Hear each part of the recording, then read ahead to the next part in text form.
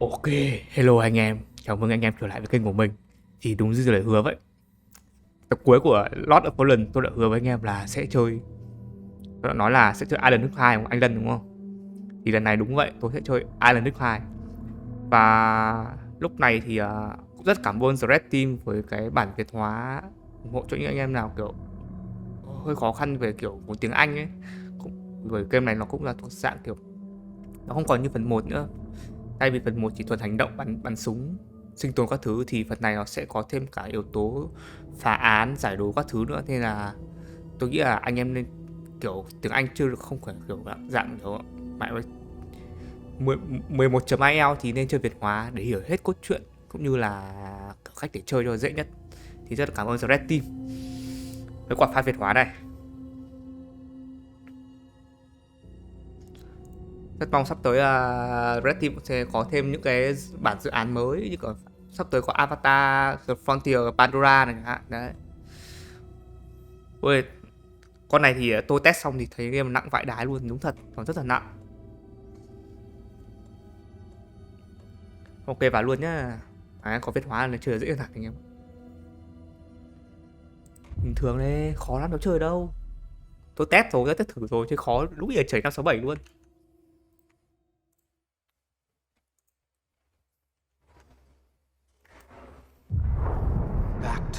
Quay phải điểm ban đầu. Test này, cái cốt truyện này tôi nghe nói mọi người bảo là kể cả có Việt hóa nên thì mọi người đọc vẫn đéo hiểu cốt truyện nó như nào đâu. Vì cái con này cốt truyện nó rất là nhiều kiểu lớp ẩn dụ ý nghĩa, tầng lớp các thứ ấy, rất là khó hiểu. Nó cố hiểu đến đâu để hiểu. Nó kiểu biểu tượng tượng trưng các thứ ấy.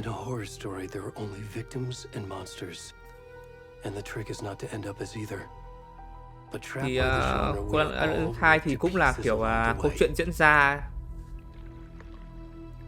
có một nhà văn tên anh đi bộ anh em ạ, anh đi bộ chuyên viết chuyện kiểu kinh dị trinh thám. Thì cốt truyện nó sẽ tôi đã biết tự tải như nào, nó sẽ là kiểu là nhà văn sẽ tự trải nghiệm vào trong chính cái câu chuyện của mình luôn. Tôi chơi phần 1 lâu lắm rồi, phải khoảng từ hồi cấp 3 rồi, nên là hồi đấy đéo hiểu cốt truyện đâu, chỉ chơi anh em, biết chơi đánh nhau thì quay bắn đéo hiểu cái mẹ gì cả. Sau phần 2 chắc là mình sẽ kiểu đọc cốt truyện nhiều hơn.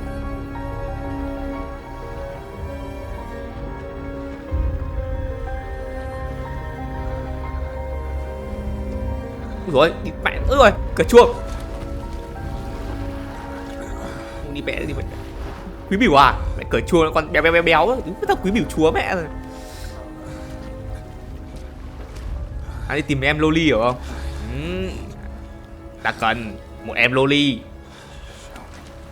Cho ta thấy em ấy đi. Kiểu đấy. Đúng kiểu dạng với anh này. Đây hình tượng của mấy quả quý biểu chúa này anh em. Đi mẹ. Theo tôi đã biết đấy, đi mẹ béo như con lợn. Đã thấy được cu nhỉ? Thôi, thấy cu ban mẹ video mất.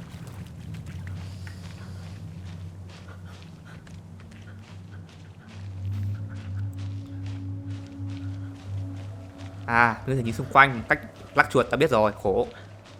Không lắc chuột chả lắc đầu.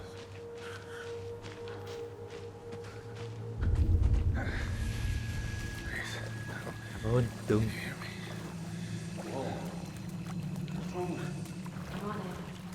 Đấy thì mẹ, anh em thấy các quý biểu chúa bị xa lánh không? Đấy, cảnh sát còn sợ mà. Bị mọi người xa lánh để dùng bỏ kinh không? Thảm hại hơn cả mẹ fan MU luôn.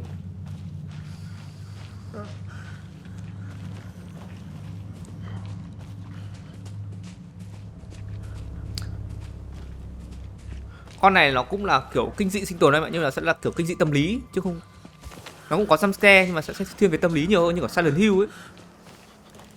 Nhưng mà đối với tôi nếu mà kinh dị tâm lý thì Silent Hill vẫn là một cái gì đó không thể bị thay đổi của anh, vẫn là ông vua.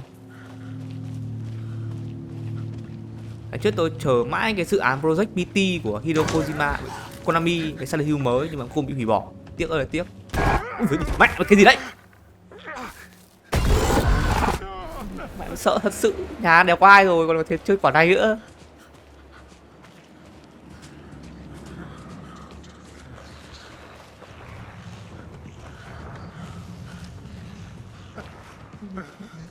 Vừa vào game nó vào pha quý biểu chúa vào cái đéo làm gì đây. À còn chạy chạy ui trời chạy. Thế tôi thấy chạy đéo khác gì đi bộ luôn. Ôi đi mẹ thường nhanh. Đây. Chạy mà. Nhanh hơn tí. Ủa anh ơi. Để roll được không nhở? Thằng này roll được không nhở?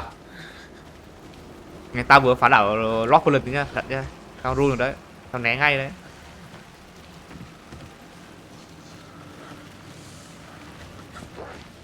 Con này đồ họa thì mình chi linh rồi anh em, không phải nghĩ đâu, mình nặng lắm. Các bạn tôi chơi nốt block Fallen, phải là nốt Fallen cũng đợi con này tối ưu luôn, vì con này mới ra mắt bị nhiều người kêu quá là tối ưu, như cái đầu bù giải rách quá nên là thôi đợi luôn. Ưu tệ quá, đợi nó mượt rồi đấy. Ôi anh ơi, ơi thôi đây. Ui rồi.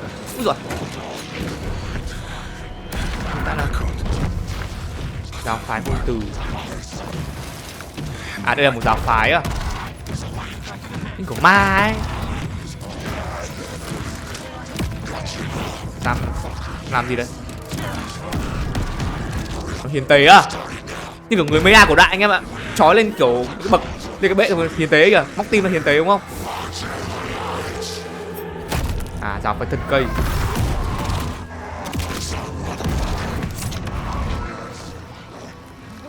Móc tim là chắc đấy, phải móc tim không? Hiền tế. À cái set đến. Chạy như phim hành động vậy. Khổ thân. Ôi mình mẹ thấy cái con cu lò kia kìa, anh thấy không? Thắng rồi. Cu anh này cu hơi bé nhá.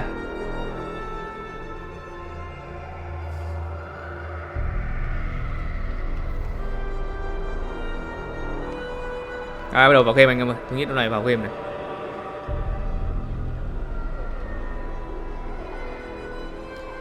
Tôi nhớ cái này, cái hồ là có trong phần 1 mà tên là gì tôi quên mất tên rồi. Tôi nhớ phần 1 có cái hồ này. INVIDIA GeForce RTX. Một tựa game mà tôi quên mất chưa nói là phải đến, tôi nghĩ phải 10 năm rồi đúng không? 10 năm mới có phần 2 đấy. Và trong giải The Game Award nó cũng được đạt rất là nhiều hạng mục nên giờ tôi rất hóng để được trải nghiệm con này như thế nào.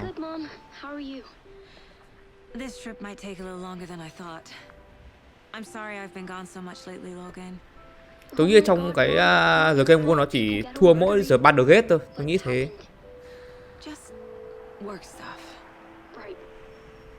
Còn Zelda thôi, tôi chưa chơi, tôi không có nhận định gì, không có Switch để chơi. Mà căn bản Zelda không thích chơi lắm, tôi không thích cái kiểu đồ họa lắm, hoạt hình quá.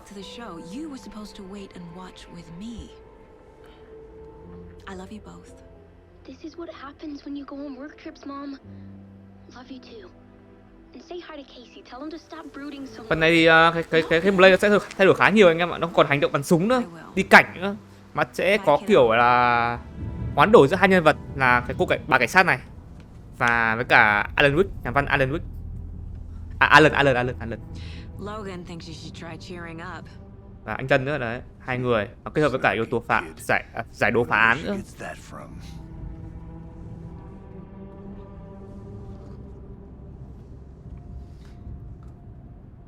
Mặt thằng kia trông như vậy căng nét rồi kìa. À bây giờ hai người này chắc là đến điều tra về cái xác thằng túi biểu kia. Chắc chắn là như vậy thôi. Glad you're on this case with me, Anderson. It's right up your alley. You should take lead. Think of me as the backup. Ôi chuyện khôn quá rồi. Cô cứ làm gì đi để tôi hỗ trợ cho ạ. Any words of advice? Nothing that would. Bà như là cảnh sát trưởng nhỉ. Đi điều tra đây. Here we are. Cauldron Lake. Time to get to work. Thế thì sau 10 năm thì bạn sau hơn 10 năm thì phải. Phần 2 này, đồ họa nó hơn hẳn luôn này anh em này. chỉ linh luôn. Tôi tắt cái chưa? Cái motion blur chưa? Chuyển tập nhựa phim ok rồi.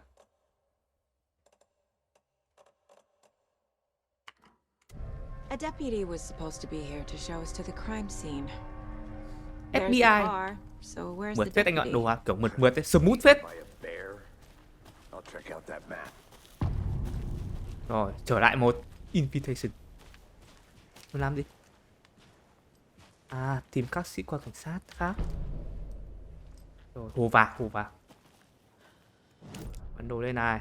Ôi, anh sĩ quan đâu? Thấy đâu? Đi đâu nữa? Ok, bàn thế giới mở à? Đúng không? Đây, tôi sẽ đi đường này vào trong này. I think I hear someone. À, trước chỗ này có mấy ông cảnh sát đến điều tra rồi. Đây. Hey, over here. Over here. Hey there. Mẹ ta là phụ nữ mà, đúng mà, chào anh.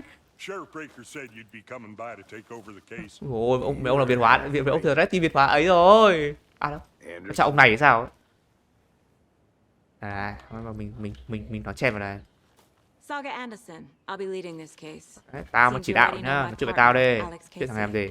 Này, cái con mà. Sorry about that, ma'am. Thằng cháu đi theo cùng thôi. Deputy Mulligan. I just figured that, you know, that Cháu đi cùng, cho tập phá án cùng ấy. federal agents right here, Thornton. My partner Thornton. À, đúng rồi, ông này, Thornton đang ở dưới hiện trường It's vụ not án. what you call the sharpest axe in the shed. Right here? What do you mean? Are they with you? Oh, shit! They didn't hear me, did they?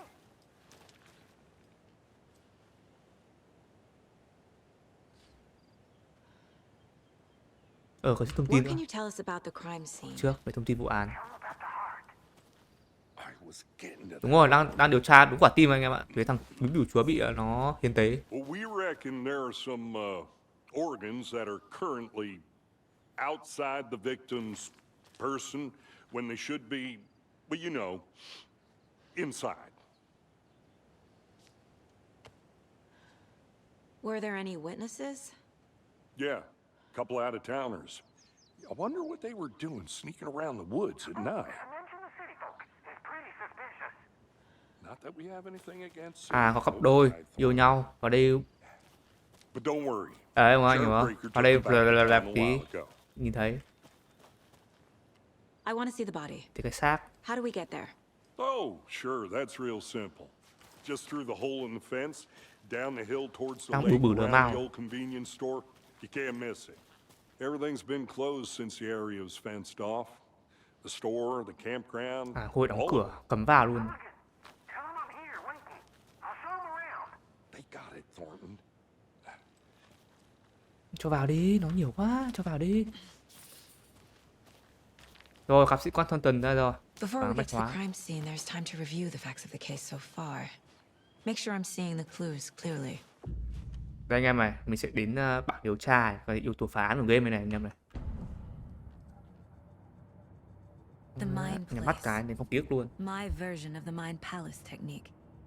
To sift through clues and work the case. Building the Mind Place again for each case. Using each Chung là field đây là phòng phá, office as a kiểu model phá in my án. head.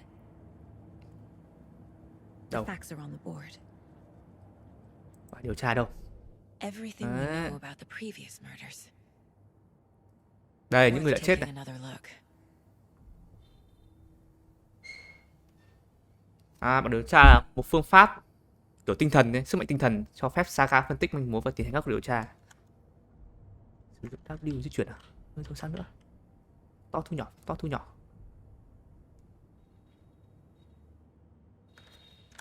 À, bây giờ nó cho mình tự làm rồi. Vụ án chưa có gì cả. Đây. Những người đã chết anh em này. Các vụ án giết người trước đó ở hồ hay sao? Tất cả các nạn nhân đều mất tích vào năm 2010, không có điểm chung nào cả. Cùng một địa điểm không nhỉ?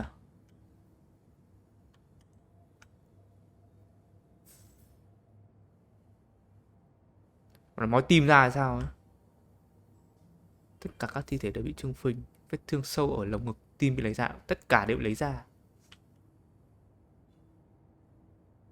Đúng rồi, trung phình cơ thể là xác chết, tất nhiên sau khi chết nó sẽ bị trương phình lên mà. Bởi nguyên nhân tử vong.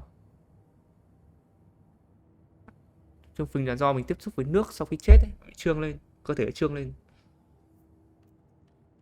Một ông ở nhà sĩ này, bị đâm này. Vết thương lớn, bị đâm, cũng bị đâm. Mất tim luôn.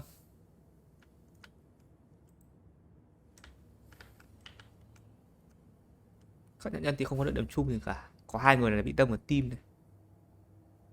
Ông này bị đâm chứ không biết đâm đâu nhỉ? Đừng phải đâm vào đít nhá. Thôi. Rồi, ra ngoài. I see you're already hard at work, Anderson. Đấy sẽ là có yếu tố phá We're án của just game. getting started. Let's head down the hill to the crime scene. Chắc về sau mình sẽ đến, mình sẽ xem các manh mối khác, xong mình sẽ cho vào phòng phá án này, bắt đầu mình tìm. Đường nào vậy?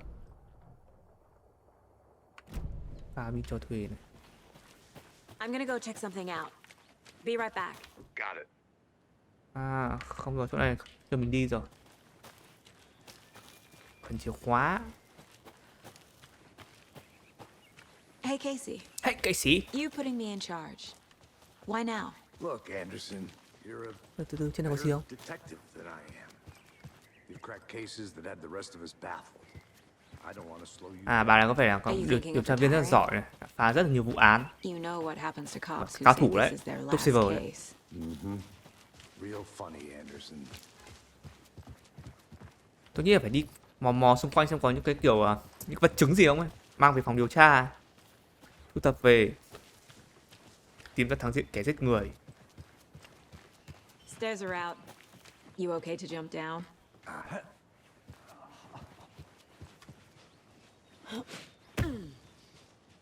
Nhảy xuống mẹ luôn, phải ấn ép nữa. Đấy, gì đây? À, đỉnh gương.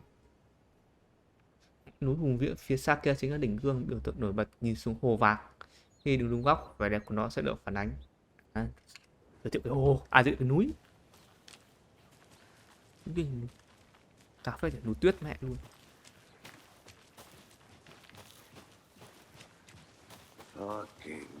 Cụ ấy như kiểu tức là công viên đấy, xong bị đóng cửa, cấm vào cấm người.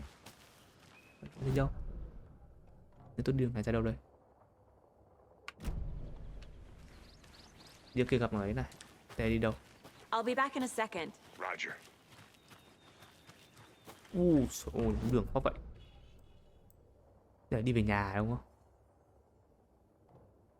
Khóa mẹ cửa đây rồi.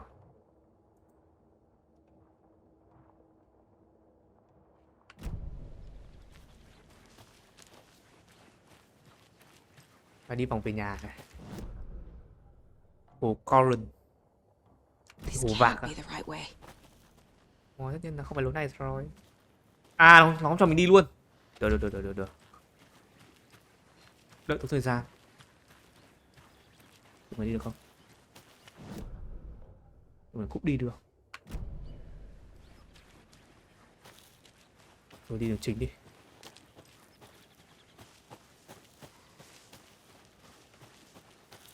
Tổng hóa sớm hút phết. Lost, Anderson. Tao đi tìm manh mối, có phá, biết đâu nó giấu Not a bad gì đó. place to get murdered. If getting back to nature is your thing. Kia cả đồng nghiệp mình đấy. Điều tra viên. Should have brought an umbrella. I like the rain. Mưa rồi, mưa. Thing around here that feels like home. Điện You thoại think the bỏ hoang local này. law had the sense to put up a... Xem nào, mình phải đi đường này. À, chỗ này cửa bách khóa đây, đường này đấy.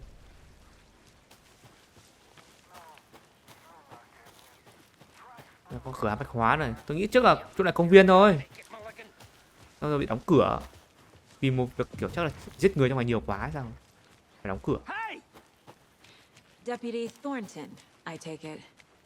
That's me, at your service, ready to get this case solved. Now the body's behind the store. Come on, I'll show you. Tôi nhớ thằng đấy nó bị ấy mà. Nó bị đưa lên bàn xong rồi ấy mà. Xong rồi qua đây thấy nào nào. Em đèn pin. Rồi. Có gì không? Đấy, tôi nghĩ là thu thập những cái này về là này. Đấy.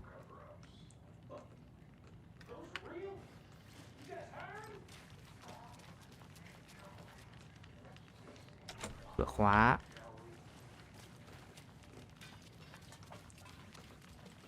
Đấy, có đồ đây. Cái gì đây, cái gì đây?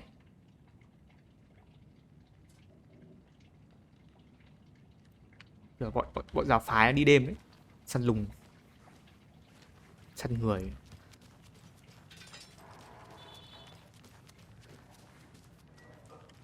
Gì đây không? Rồi, té.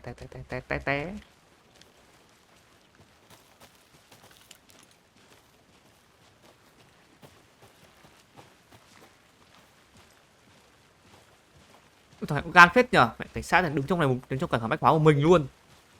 Đi sâu trong công viên, trong cái hồ này mình thấy nó gan phết đấy. Mẹ mình thôi chịu ạ, đéo đứng trong phải của mình hết hơi. Ở trong này có đồ gì không? Đây, có nhà này.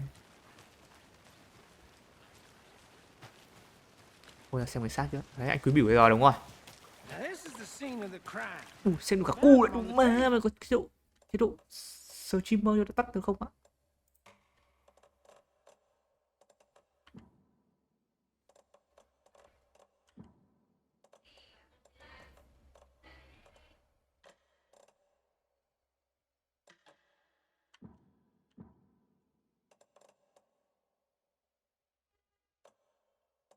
Kệ đi. Chim hơi bé anh nhá. Phải thằng bụng to đi mẹ, cúi xuống đéo thấy chim đâu mà. Chim đến bên cạnh luôn. Cha định lấy tim xong rồi đưa cho thần cây, nhưng mà lúc mà lấy tim xong bị cảnh sát đuổi, anh em lại đoạn nó chạy không? À, có tim ngay bên cạnh này. Body is positioned on the table. Ritualistic. Rồi, bắt đầu điều tra. Another body turns up just as we arrive in town. Coincidence?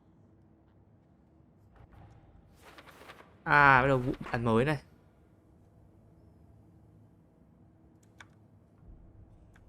Đang tự hỏi là cái vụ này có liên quan đến vụ giết người trước đấy không? Đấy. Để không giết người trước đấy đây. Đấy là để không có manh mối, để không tìm ra được cái sát nhân là ai cả. Nhưng mà có vẻ như là đều là bị thưởng ngực. Và tất cả cơ thể đều bị trưng phồng. Kiểu trước đấy là bị ném xuống nước ấy, xong mò lên là bị giết luôn ấy. Tôi nghĩ là một cái bước nghi thức của chúng nó thôi, sẽ để cho nạn nhân kiểu bị trôi dưới nước, không trôi vào bờ như thằng Quý Bửu ấy, không trôi lên là bỏ bó bớ luôn, đúng không? Vợt luôn. Rồi. Inside stab wound. Chest cut open. Heart removed. The killer left the heart right next to the body. Bruising on the wrist from the cargo straps holding him down. À, bầm tím vào tay là do dây đai nó trói vào tay.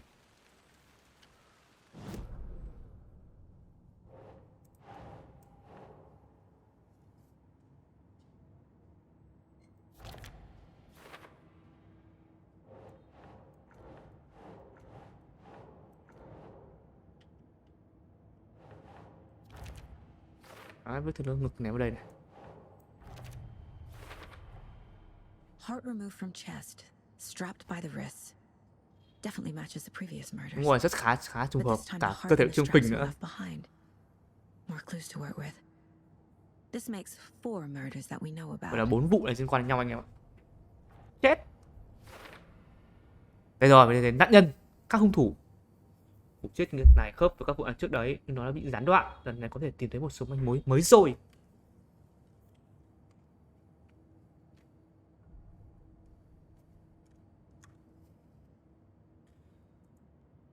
Nói chuyện một ai đó à? Nói chuyện của gì?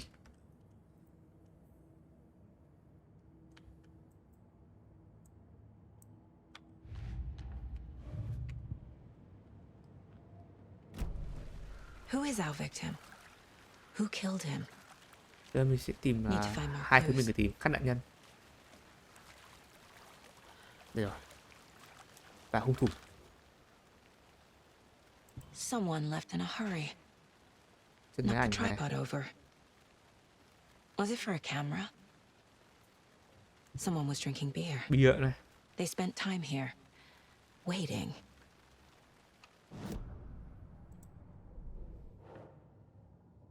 À, để sau hay để sau? Ta chưa dùng bây giờ.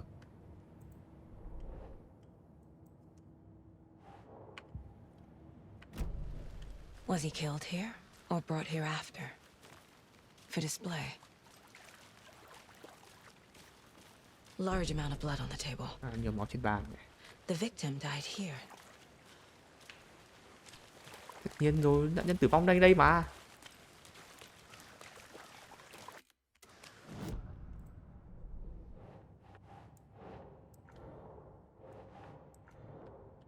Đấy, cái này ném đây đúng không? Đấy, máu chảy đầy trên bàn.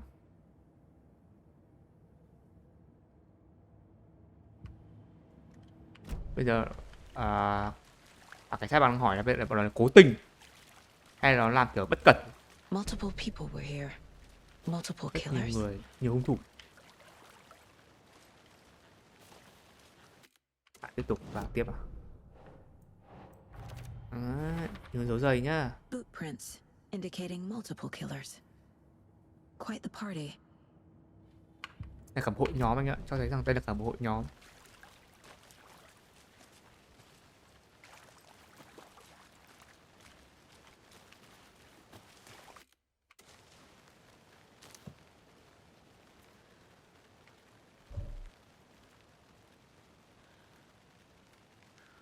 À, họ bùa, nó không bùa à? Mày đây.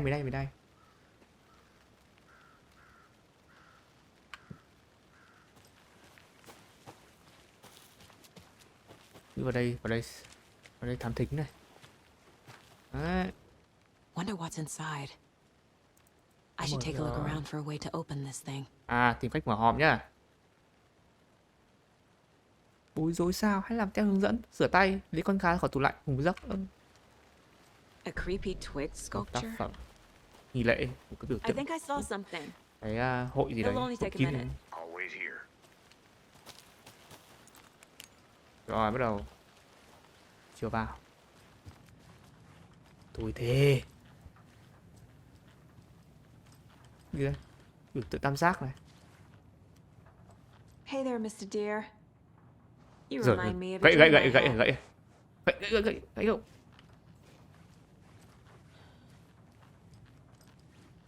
Tượng tam giác khắp nơi luôn.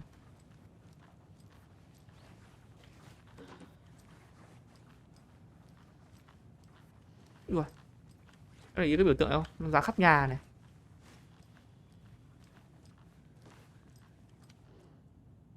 Cái gì đây?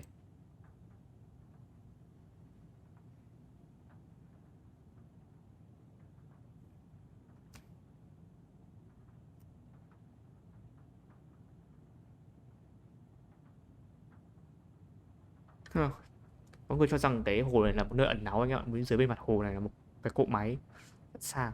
Gì đấy?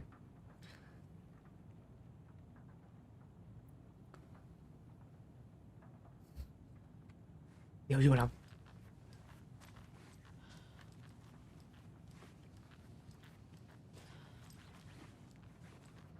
Rồi đi thôi.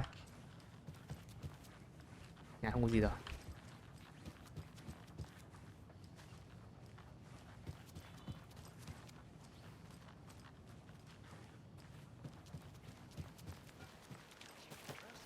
Tôi sẽ phải tìm cách mở cái này ra. Mở của gì nhỉ?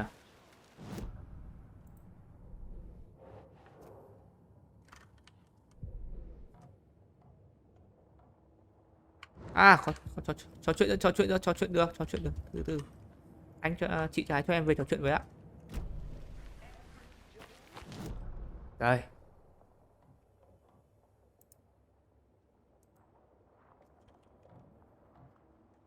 Chứa giáo phái chưa mở được này.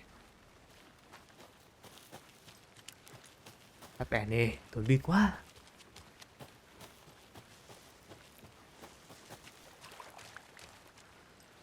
chắc là trước ông này đây. Any idea who the victim is? Oh, I sure do. His name is Nightingale. He was Nightingale. FBI.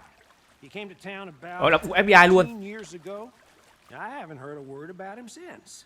Well, until now. Nightingale? Robert Nightingale? Oh, yes. You probably knew him. Ông này là Brothers cũng in- FBI luôn đấy, đùa đâu. Oh, and sisters. Bị nó hành cho như thế này.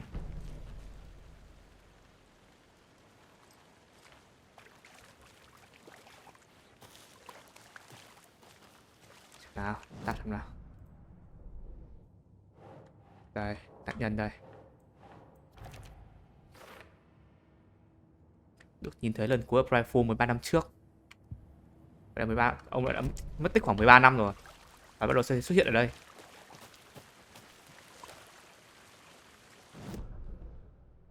Nói chuyện tiếp này. Nói rằng cộng sự rồi. So you knew our victim. Well, I didn't recognize him in his current state, but yeah, I ran into him a few times at Quantico. Never worked any cases together. After his partner got killed in the field, he went off the deep end. Got the boot pretty quick after that.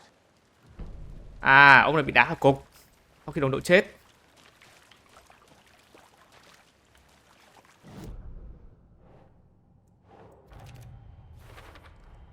Robert Nightingale, ex-FBI, came to Bright Falls 13 years ago. À, ở thời điểm mất tích thì thần kinh ông này có vẻ có vấn đề, hơi có vấn đề.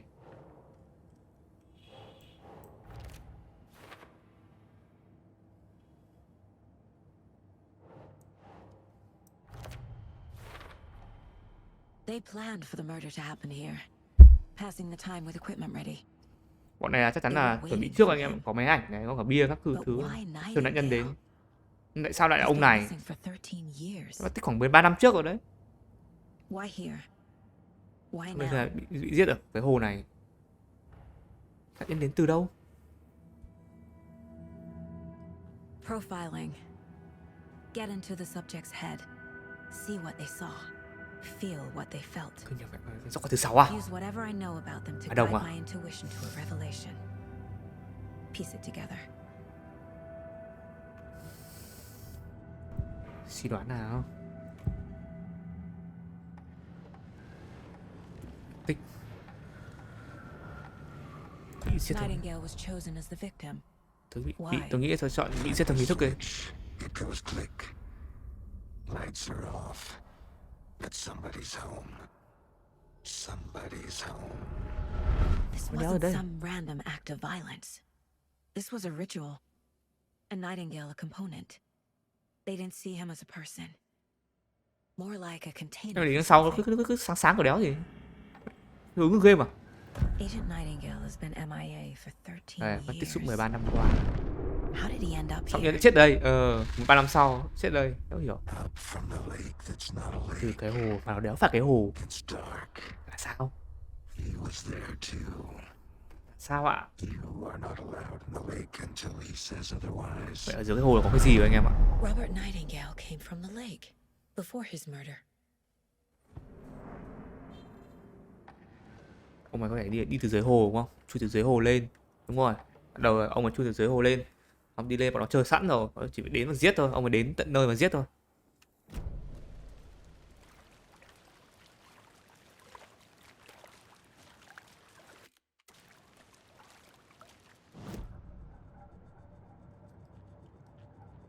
This mug always cheers me up.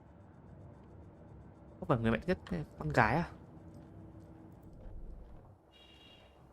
À, có trò chuyện rồi, trò chuyện mới. Ông ấy đi từ dưới hồ lên này. Bọn nó cố tình để cho ông ấy đi từ dưới hồ lên. Nó đợi chỗ đấy đúng không? Bọn nó biết ông ấy sẽ đến cái chỗ cái cửa hàng bách hóa này. Đây.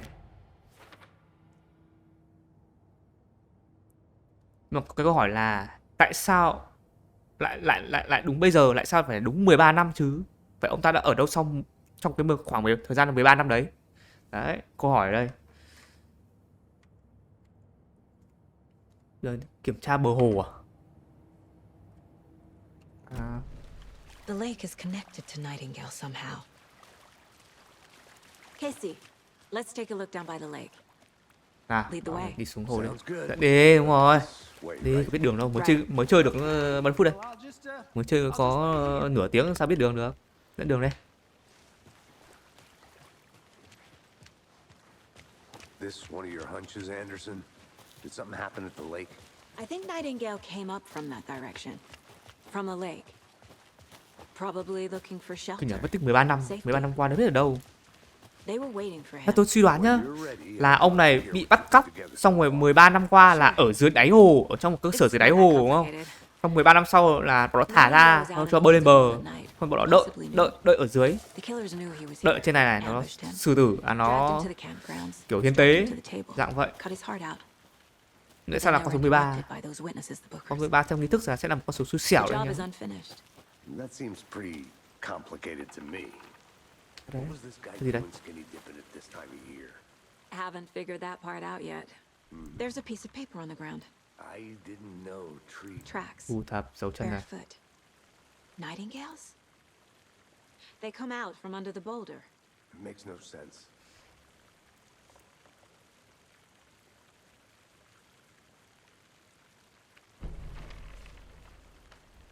Để cuốn thế này nhưng mà cuốn hết, cuốn A lắm. page full of text on one side.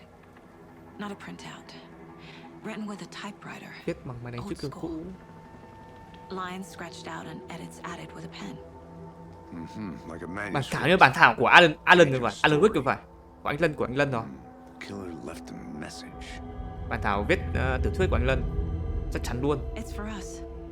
Rồi đấy, The text is about us. giờ giấy này viết về chúng ta luôn này đấy. The victim was one of their own. Nhưng bọn này cũng chỉ là một Special trong Agent hai nhân vật trong Robert trong một cái Nightingale. câu chuyện của anh Lân thôi anh em ạ. And then there Tôi was đoán the thế. page they found. The first step down into terrifying depths. Reading Reading the the words. words. These words felt like a message. Felt like a Đấy, nó viết văn kìa, nó viết tiểu thuyết kìa. Someone knew they were here, someone playing a game with them. An invitation.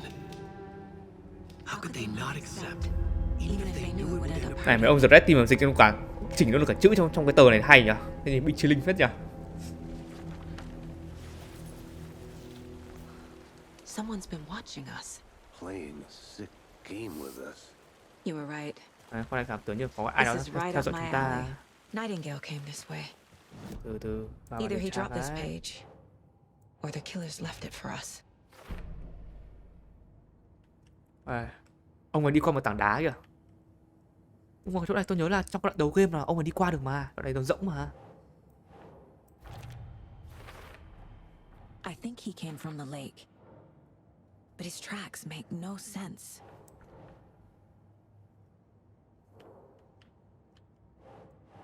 Đây đúng không? Đâu? Em à? Làm cái bản thảo đây, đọc. Là nạn nhân là người của FBI, Robert Nightingale đã mất tích ở đây 13 năm trước. Bây giờ tự nhiên ông ấy xuất hiện chỉ để bị giết trong một nghi lễ tàn bạo và đẫm máu.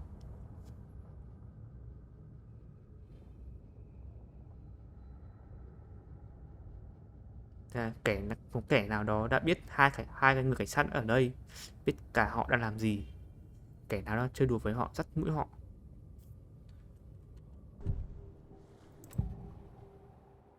Trang We found giấy. a page in the woods. A story about these events. What is Nightingale's role in Bắt this? đầu suy tư, suy nghĩ. Đấy. words close to my chest now. Như kiểu mấy bà đồng ấy. Còn chuyện về ma ấy. The awful truth. You must dig it out. Something was put inside him. In his chest. Ai chà. I must find out what. À bây giờ về mang thi thể ra à? Kinh nhở. Bà này tôi nghĩ kiểu bà đồng ấy, nói chuyện với xác chết ấy. Kinh thật.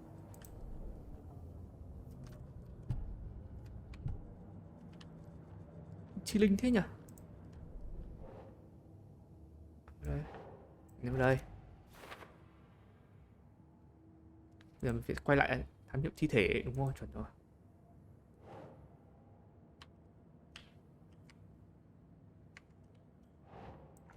Để làm gì đây? Tôi nghĩ màu xanh là xong hết rồi đấy. Đoạn này còn thiếu cái thôi. Bây giờ mình sẽ phải về để khám nghiệm tử thi. Suy đoán được gì không? Hết rồi. Xanh là đắt đấy, tôi dạng Casey, vậy. I think something's been put inside Nightingale's body. Let's tell the deputies to get the body to the town morgue. Okay. Whoever wrote that page made sure it read like a story. Đấy. Vậy y như một cuốn Like a truyện, như một cuốn tiểu scene from thuyết. a thriller. I hate all of Tiểu it. thuyết của anh Lân đấy anh em. Text said we'd find Câu more. chuyện đấy. I believe Hai người này là trong một But câu what's chuyện the luôn đấy. purpose? They're twisting events to create their own narrative to do what? Ông làm trên phần 1 cũng biết rồi. Entertain some Tất cả mọi thứ diễn ra trong Alan đều là do câu Projecting chuyện their của desires? Alan mà Alan Are viết we ra mà. characters or the audience? Witnesses to Thế their vì đúng thế luôn, viết design? thế nào gặp All the Alan above? gặp những cái trắc trở đúng thế luôn. control, Ảo vãi. deciding what happens to You who. made it Bịch chi linh. Don't let it drag you Thằng Gai in. thật dám ở đây mình chịu đấy. Mình thôi, I'm đi already mày hooked. thôi, mấy anh là cảnh sát thì I em need the next nghỉ việc. chapter. I hope you didn't get stuck in any of those big puddles. Cái gì? Crazy flooding down there, huh? Just like I said. Deputy, À, bây I giờ want the body taken back đưa to thi thể town về for thị trấn proper để kiểm examination tra kỹ càng hơn. ASAP. Well, sure, but the coroner won't be back in town for another week after Deerfest. Not a problem.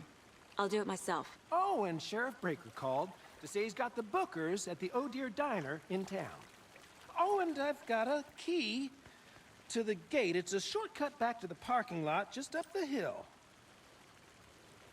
À, cho mình đuổi về à? Bây giờ Thanks. lái xe về thôi. Bây giờ Let's get the car. Drive to Bright Falls and talk to these bởi vì witnesses. hiện tại là ở thị trấn là chưa có bác sĩ khám nghiệm tử thi. Một tuần nữa Let's try that shortcut the bây giờ deputy mới sẽ đi mentioned. điều tra những người khác.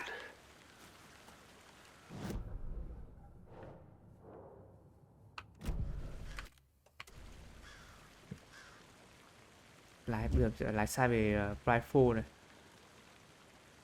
Dùng súng kiểu gì nhỉ? Tôi chưa dùng súng thôi, không hiểu dùng kiểu gì luôn.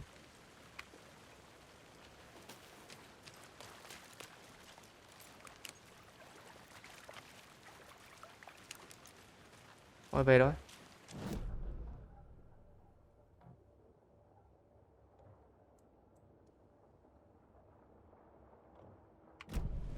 Từ về đường nào ta?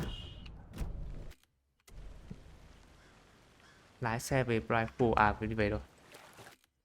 Nào. Cổng đường tắt, à đi đường tắt về. Về. Thằng kia đâu rồi? Đồng nghiệp mình đâu rồi?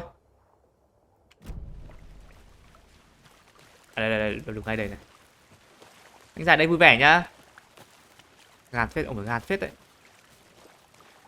Dạng kiểu cảnh sát trưởng đấy, tôi nghĩ cảnh sát trưởng đấy. Welcome back, Anderson. Tôi để ý cái gương mặt thằng ấy rất giống cái thằng đéo gì trong Half-Life 2 nhá. Giống vãi đái luôn. À, shortcut. Cái gì? Enter à? Enter. Cái thằng gì nhỉ? Cái gì à? Freeman à? Freeman trong Half-Life 2 thằng mà trong ảo Magrada ấy. Seems like a nice Ông town là Freeman, so far. Freeman nhân vật chính. Murders Thằng gì nhỉ? aside. Pretty woods. Thằng gì? Cái gì à? Cute lodge we got set up in. Mặc vest đấy nhỉ? Trong We should go for a Half-Life hike if we 2. get a chance. Now you're just Giống being vãi à? mean, Cái Anderson. khuôn mặt đấy. Deputies aren't exactly up to Hop the ở hai task, bên. but hopefully the sheriff will be more helpful. Not a surprise. À, ông dưới này chỉ sĩ quan thôi. Giờ về thị trấn gặp một cảnh sát trưởng cái này. This gruesome.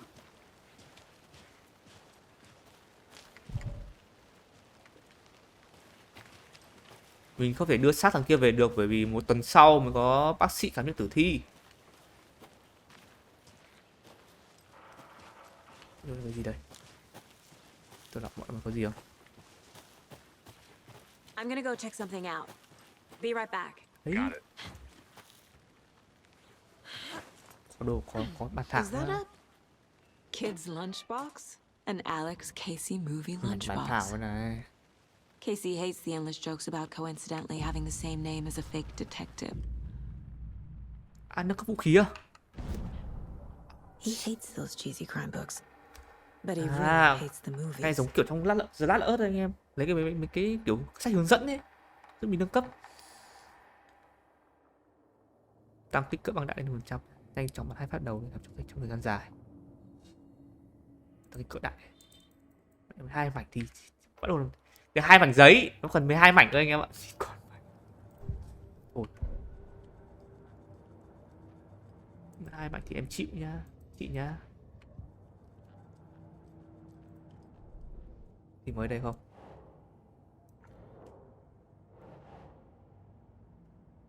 Vứt mẹ đâu nhỉ?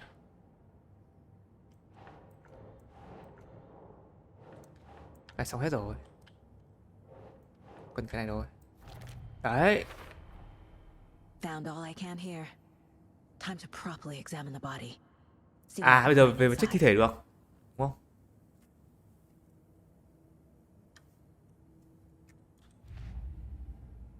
Hộp ăn trưa à? Một vụ ăn mới á? Finding a Casey movie lunchbox out here can't be a coincidence. Another message. Khu vực rifle ngay để sau. Hộp ăn trưa là tìm thấy này. Đấy, khu vực hồ vàng.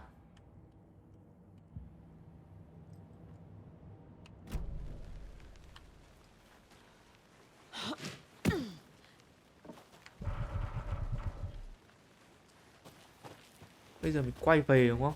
Quay về đây khám nghiệm thi thể trước đúng không? Đây nó bắt tôi quay về này. Vụ án. Án mạng hồ vàng.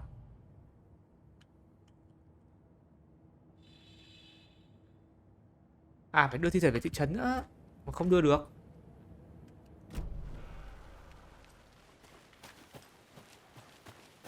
Bây giờ về thôi. Một tuần sau mà có bác sĩ khám nghiệm tử thi Can't đấy. fit the clues all together yet. Heart removed, tripod, tracks leading to a dead end. Tripod for a camera? To record a Quay phim đen. Maybe. And why take out his heart just to throw it away? to stuff in something for us to find. Mình có gì? À đây, enter được.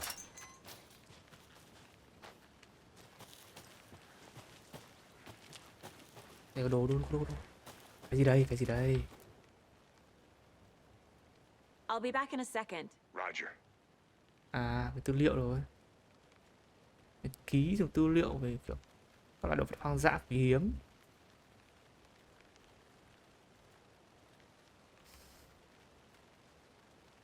À, tăng đã phát hiện là một gã say xỉn lảo đảo xung quanh khu rừng có hành động khá là lạ, có thể đang phê thuốc. Kỳ rồi đấy là bọn giáo phái nghĩ thế. Không mang về được nhỉ? Về đọc ngẫm sau.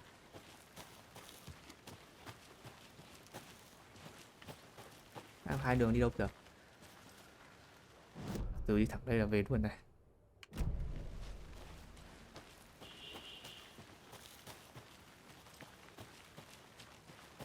Bên đây có gì không? Đâu mở cái gì mới ra? À không. Đường lòng vòng vậy. Cái két con mẹ thôi. Here we are. Let's drive back to town and meet the sheriff at the diner. Xe trong điểm quá, đi xe này được không ạ? À, mình có xe này thôi. Xe của thằng kia, thằng Thornton.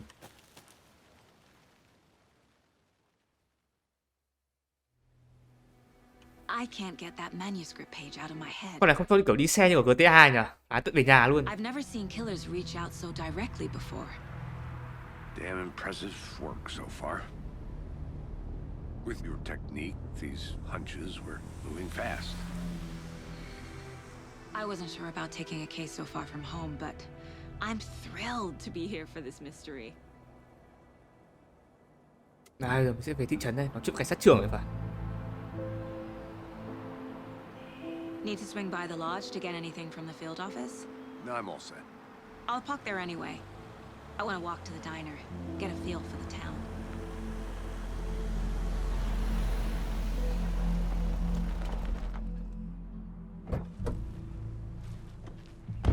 Mấy cái này nó có auto save không nhỉ? Hay là phải đi save nhỉ?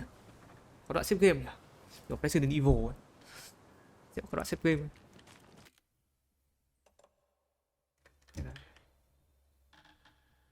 À, chỉnh độ khó nha anh em nhé. The diner's just up the waterfront. Shouldn't keep the sheriff and our witnesses waiting. I smell coffee. Và bây giờ mình sẽ đi tìm ai đây? À, các nhân chứng tại quán.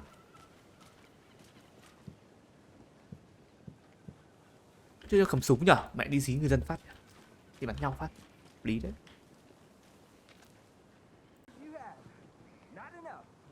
Ok, ok, chúng ta sẽ tiếp tục đến thị trấn nhé. Tôi vừa đái phát.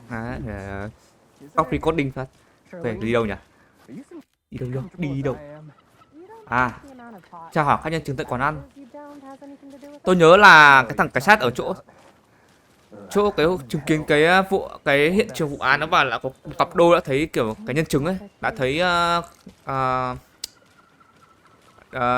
nạn nhân là Nightingale bị chết đấy, là những nạn nhân đầu tiên, những nhân chứng đầu tiên. Đấy, các bản đồ đây anh em ơi, bản phone này. Chưa có bản đồ. Đây là ở đâu nhỉ?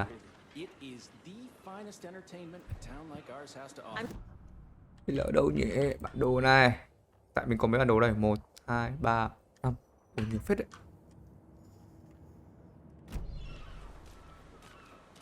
Anh cảnh sát đâu mẹ rồi? Đây.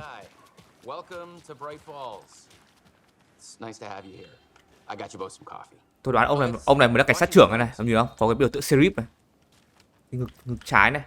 Đấy, cảnh sát trưởng Breaker. Nice to meet you, Sheriff. Mấy thằng ở chỗ hiện trường, mấy thằng kiểu rom rom thôi. You know, I wouldn't say no to another. I'm Agent Chung Saga cuối đây. Anderson. This is Agent Alex Casey. Tim Breaker. Mình thì là đặc vụ FBI hiểu không? Vào đây về đây để điều tra các vụ án mạng. Your deputies said you had a couple of Một witnesses cặp nhân here. chứng. They made them sound like suspects. Mulligan and Thornton are still on about that? No. The Bookers don't strike me as the murdering type, but you can decide for yourselves. They're just inside having Đâu là cặp đôi nhà coffee to calm their nerves. Booker. I'll see what they have to say. Casey, you compare notes with the sheriff. Okay. Take your time.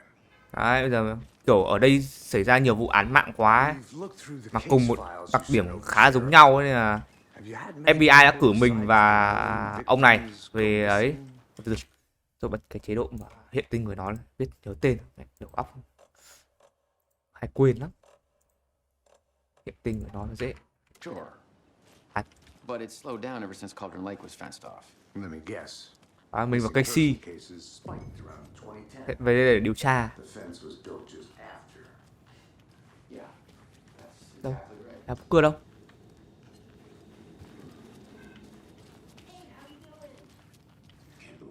Ăn đi, ngồi nhìn nhau thế. Ông này ăn đi, bấm điện thoại đi. Mẹ thoại.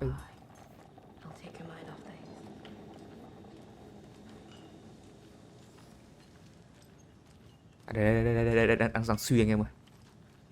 Đang suy. Suy đây nhà Booker này. Excuse me. I'm Agent Saga Anderson. Bà tên Saga Anderson anh em ạ, tôi phải nhớ. That's us. I'm Tammy and he's Ed. Tammy và Ed. Just Saga is fine, Ed. So are we being charged with anything? Because if not, we'd love to get back to our hotel and decompress. Cặp đôi thôi nhé, cặp đôi đến đây du lịch cơ. Take a bath, scream into pillows, that kind of Tính thing. kiểu We're not charging có you. tay ba lô anh em, I just đi have du a lịch few cơ. questions. Nothing to stress about, okay? Tại sao chúng mày What ở were Hồ you Vàng? doing at Cauldron Lake last Làm night? gì? I'm a writer. Bù liếm gì không? Right. We're here from New York, doing some research on a famous novelist, Alan Wake, who went missing here. I was down at the lake, getting some details. Nghiên cứu với tiểu thuyết của Alan Wake. So what did you see in the woods? This naked dude came out of the lake, and he was acting crazy, shouting weird shit at us. He must have been on something. Tôi nhớ bọn này tôi nhớ là cái bọn mà chiếu đàn pin vào cái ông béo béo mà đi lên từ hồ ấy. Nightingale ấy. Tôi tưởng là cảnh sát hóa ra hai người này. They were tearing into the naked guy with knives, like some kind of satanic cult. Chứng kiến toàn bộ luôn này. And then we bolted and called the cops. Đây, sao nghĩ đó là giáo phái? The masks Đúng and rồi. knives. Thấy dao mặt nạ nhìn phát tôi nhìn tôi thấy là giáo phái luôn. They were shouting, "Cult of the tree." Giáo phái thân cây. The cult of the tree. Cult of the tree. Oh, and then we found it. The whole thing was terrifying. À cái xe tôi nghĩ là hiệu ứng game ấy chứ không phải màn hình tôi bị lỗi đâu. À bây giờ suy đoán này. Giáo phái thân The cây. cult of the tree. What aren't the bookers telling me? I found their necklace. The symbol is two triangles. Đúng rồi. Ông Ed định kể như cái bà người yêu bên cạnh bà lại ngăn. My publisher will want this on the cover. Tammy found something. Đấy, Tammy lại ngăn. Belonging to one of the cultists. Cứ nhận biết được vòng cổ luôn bài gì vậy, kiểu bà đông ấy, giác quan thứ 6 ấy. The bookers were at Cauldron Lake. Why? Defense was built to hide what's there. Bọn em muốn tìm hiểu. They say the rider fell in the lake. Private party. No trespassing. My book has questions. Past the bolt cutters. They broke in for the sake of Tammy's book. Nothing to do with the murder. They were telling the truth. Từ nhá. Tôi ra chỗ này, các chạm bản thảo có gì mới không? Có gì mới rồi?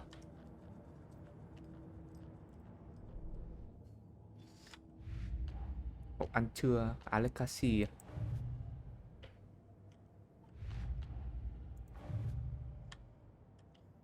Cái hết rồi đúng không? Hết rồi. Điều tra toàn bộ rồi.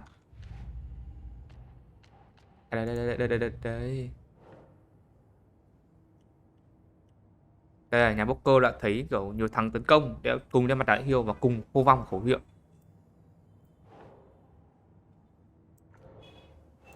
Đây. We're dealing with an organized group of killers, not a lone serial killer. Đấy vậy, chúng ta phát hiện ra đây là một nhóm luôn. Một nhóm giáo phái gì đấy. Lại vụ mới, giáo phái thân cây. Đấy, từ đấy mình sẽ điều tra được là có một cái giáo phái này là giáo phái thân cây, đó là điều tra dần. I need to know more about the code of the tree if I'm going to shut them down. Đấy, mình sẽ có 3 hướng này. Cái gì? Kẻ nào có liên quan, giáo phái là giáo phái kiểu gì, và thứ ba là mục đích của giáo phái là gì. Tư tưởng của giáo phái này, đeo mặt nạ hưu.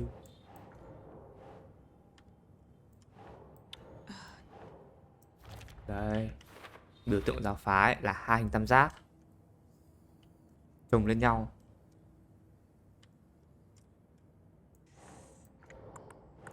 Được. Đấy. Có rất nhiều thiết bị này, bộ đàm các thứ này, băng dính này, khóa tay khóa chân này, bọn là chuẩn bị hết trước rồi. Kiểu chuyên nghiệp ấy. Còn gì không? Tôi còn có vụ hộp ăn trưa của Alex Casey, của các ông đồng nghiệp mình này.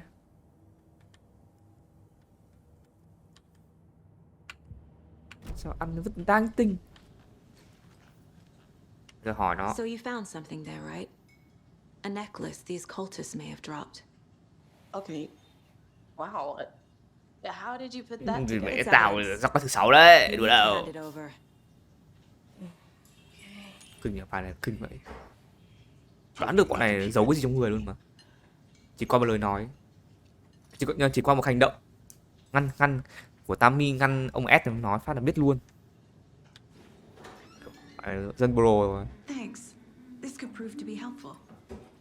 Do me a favor. Stick around town for now in case we have any more questions. Em xinh vậy. Mình chi linh vậy. Saga Anderson. As I live and breathe.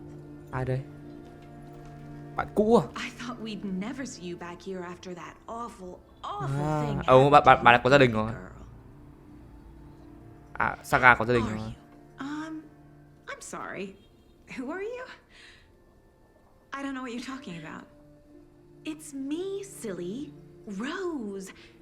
You know me. I don't think I do. And what horrible thing happened to my baby girl? She drowned. Your daughter. Con gái bị đuối nước không biết kìa. That's so weird. You don't remember. How do you know I have a daughter? Ảo ma nhỉ? Oh, I know what this is. You're blocking out your traumatic memories. Ủa? Happens on TV all the time. No. You're mistaking me for someone else. Hai bà này mất trí nhớ thôi, mất trí nhớ. Say so. Về việc vụ con gái mình kiểu bị chết đuối ấy, đau thương quá không? Ông cùng bị mất trí nhớ về cái giai đoạn ký ức đấy. Không biết mình đã từng có con gái không? Vậy. Ảo ma lắm, không chuyện ảo ma lắm anh em ạ. Thấy gì đâu. Mình có quả bùa này, tăng lượng máu tối đa luôn mà. Như game kiểu như game RPG ấy nhỉ. Từ vụ án đây. Rồi. Tự một giáo phái đây. Đấy. Một giáo phái tam giác à?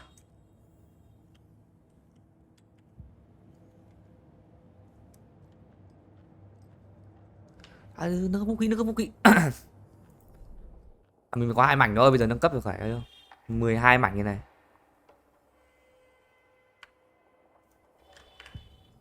Thôi để dành. Cái gì đây? À, uống rượu. Casey's favorite brand. Tastes terrible.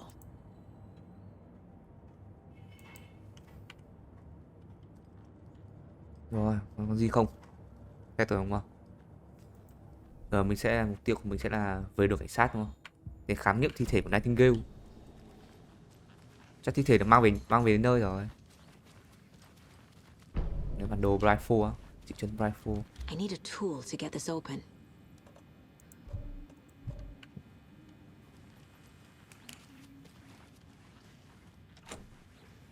Chắc nó không mở rồi. Em mở cho mình về vào xóa đồ. À, mở được đấy. Tái cái nhỉ. Một game đéo review anh em ơi. Đéo soi được hương. Được rồi. Đưa rồi.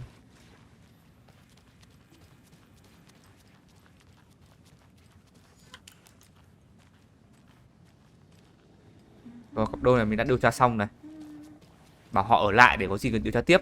All set. My guys have Nightingale at the morgue if you're ready to go take a look. Let's go. Đấy, bây giờ về được cảnh sát rồi. Well, Khám nghiệm tử thi. I got a lead. Looks like we're dealing with a cult. The cult of the tree. A murder cult. Fuck. Have you heard of this cult of the tree, Ủa, Sheriff? cứ những vụ gì mà kiểu tôi hay xem kiểu mấy cái phim kiểu điều tra phá án liên quan đến mấy cái giáo phái là cuốn lắm ấy. Tôi thích mấy kiểu vụ án của giáo phái không? Kỳ bí, rùng rợn. Morning, Sheriff. Looks like you have some guests. Morning, Ted. Yeah, Gần nhất là có quả vụ án gì trên Netflix này, giáo phái của Hàn Quốc ấy. Xem đúng bánh quấn luôn. Mà cái đấy thật anh em nhá, thật luôn ấy, thật đúng ngoài đời luôn. Không mấy nhà làm phim mà kiểu bi kịch các thứ bị đe dọa mà. Không cho làm tiếp cái phim đấy mà. Nó hủy mà. Mà họ vẫn làm luôn. Để cho cả thế giới biết. Là mặt tối của xã hội Hàn Quốc là như thế nào. It was all very weird. Rose has a talent for saying the weirdest thing possible. À, bây giờ nói về Rose. It's best not to take it personally. Rose luôn nói những thứ kỳ lạ. Mà tôi nghĩ đâu phải kỳ lạ đâu. Nó có khi là thật đấy. Bà từng con gái xong bị chết đuối nước. Tại sao bà này không nhớ nhỉ? Có vấn đề gì đây? Mà một đợt khủng hoảng tâm lý.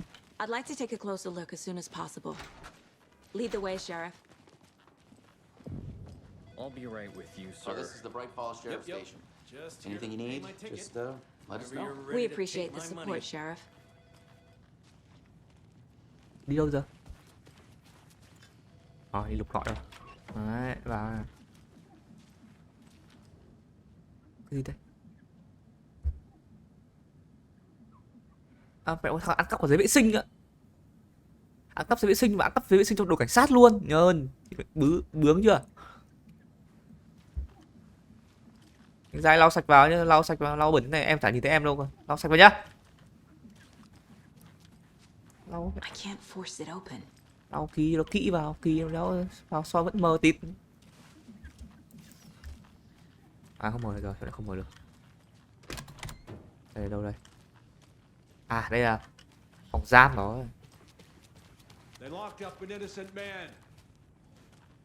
Chú bị bớ này. Con vợ trông phải biên thế nhở? Anh Dài ơi! Mình có thể quay đây để em nhìn anh không ạ? Ủa thằng này vẽ gì ấy? Em như thế vẽ gì không?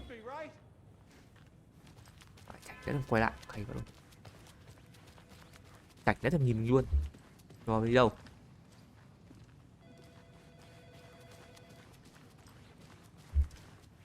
À đây. Đơn vời quá. Mà tôi cũng muốn đi thám thính một chút quanh cái đồi này xem có gì không ấy. À đây mình xếp vào họp rồi, mình xếp vào họp đi nhá. Em vào gọi là thanh tra tí thôi. Em từ trên cục xuống thanh tra tí. Các sếp họp đi, họp đi, dự giờ tí thôi. Bây giờ mới là cảnh sát thôn mà anh, cảnh sát thôn mà anh em, cảnh sát thị trấn. Mình là từ cục xuống luôn, FBI đàng hoàng luôn, uy tín. So we share a morgue with the funeral home next door. It's a shoestring budget. I guess you guys don't have that problem though. Our only coroner rotates between a few other towns and he's away this week, but you can handle this, right? I'm qualified. Gì đây? Tour khám phá.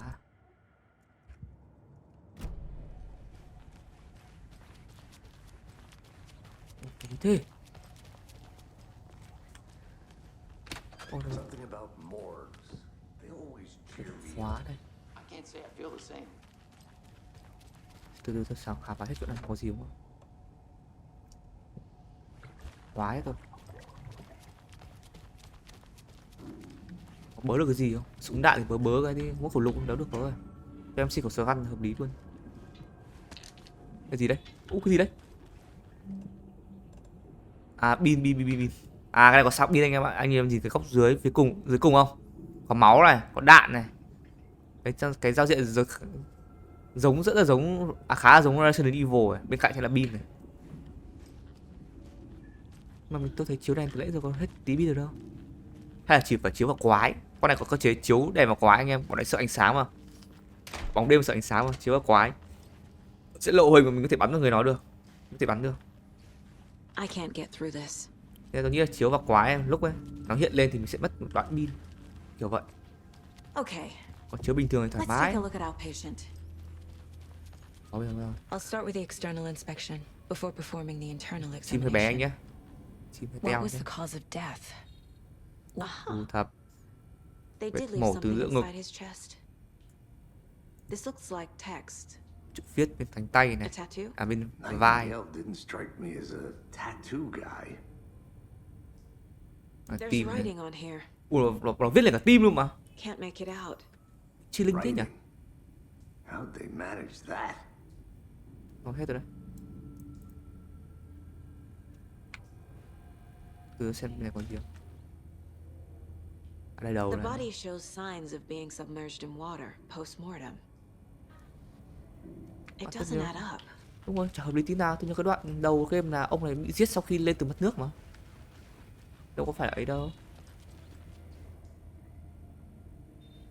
Còn cái nữa đây này. Vết thương từ tự vệ này. Ok, đã có đủ manh mối rồi. Bây giờ mình sẽ đi điều tra. Rồi nhà xác mẹ luôn. Ok, xong rồi đúng không? Rồi, tab điều tra. TV, xem TV không? Oh dear, I am a tourist, and it appears that I'm lost Đây in chắc the kiểu woods. quảng cáo về cái tour ở hồ thôi. Ui rồi. Quảng cáo đi phải hơi thiếu kinh phí anh em ạ, thông cảm. Không kinh phí để làm CGI.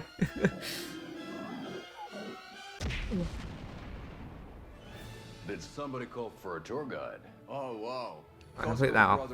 Anh em cần diễn viên đúng không? Đấy. Quảng cáo tour diễn viên. I'm Ilmo Koskela, voted best coffee roaster / tour guide by Coffee World magazine, and I'm here to give you the tour of a lifetime. But Ilmo, I've heard the government has seized and restricted access to many local nature attractions. That is true, Jaakko. Many local attractions have recently become fenced off by the government, and that's why at Koskela Brothers Adventure Tours we say, fuck the government. Kệ mẹ vào chính phủ. We have bolt cutters. Oh wow. Cay vãi luôn. You think of everything, and we'll take you anywhere. Càng cầm bố mà càng làm phải không? Kiểu đấy. Hiking through the scenic Elderwood National Park. Fishing in the crystal clear waters of Bright Falls Dam. Khoái thế nhỉ? Bird watching at majestic Mirror Peak. The tour of a lifetime is just one phone call away. Book now to get a 9% discount on this limited edition Oh Dear Diner. Quái đồ đi pet đắt tự giảm giá vé rồi giảm giá cái bình nước ạ. Ok. Rồi. Bây giờ sẽ phải vào điều tra này.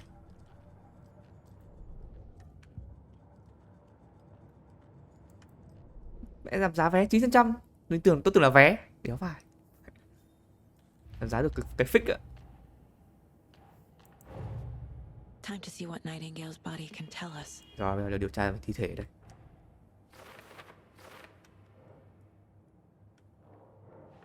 Tay này. Đây vết thương tự vệ của nạn nhân. That's not right. Đây. Tứ chi cơ thể sẽ bị sưng phồng lên do tiếp xúc với nước quá là lâu, thời gian dài.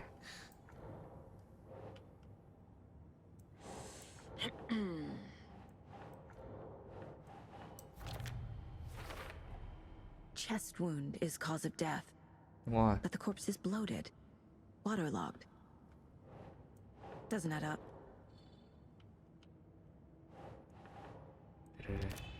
Đóng chữ nghi thức.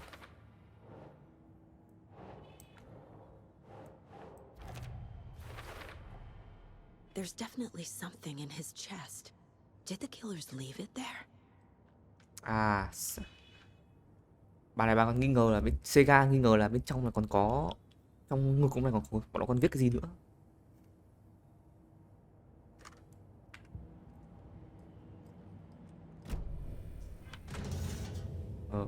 Bánh ngực là khám phá này.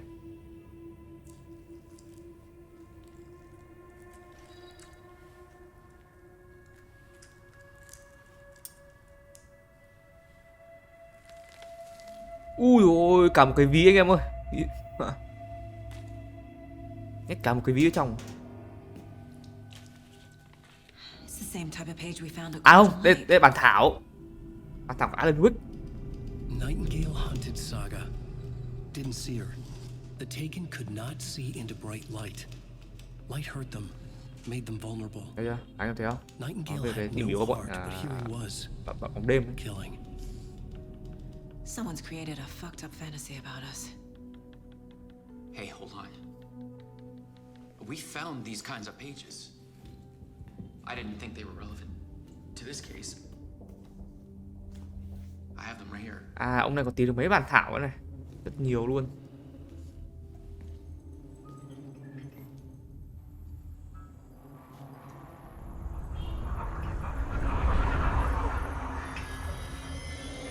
No, wait. Cái gì đây? Sheriff? What the hell? Mất mẹ tích luôn kìa. Ui.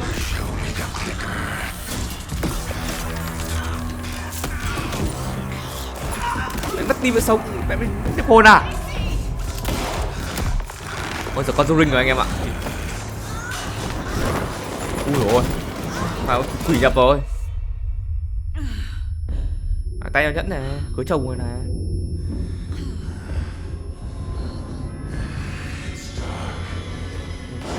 Tôi nghĩ là bị quỷ nhập mẹ rồi. Sức mạnh phi thường nữa chỉ có quỷ nhập thôi. Ném người như ném bowling ấy.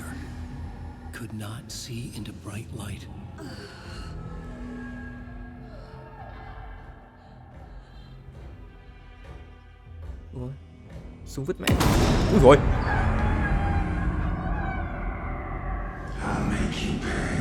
Ta sẽ khiến mày phải trả giá. Quỷ nhập của anh em ạ. Tôi biết thằng này bị thần cây nhập rồi. Không phải là Nightingale đâu. Chết rồi mà, Nightingale chết rồi. Móc mẹ tim rồi. Rồi được ma nhập thôi.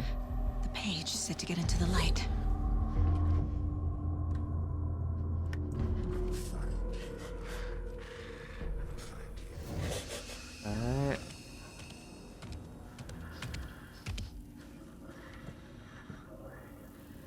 Em ngồi lại. he can't see me in the light. My gun's out in the hall. Gotta get it back. Mẹ đi có gì?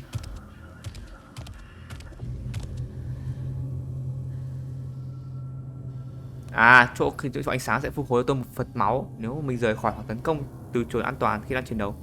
Sẽ tạm thời không tác dụng với mình.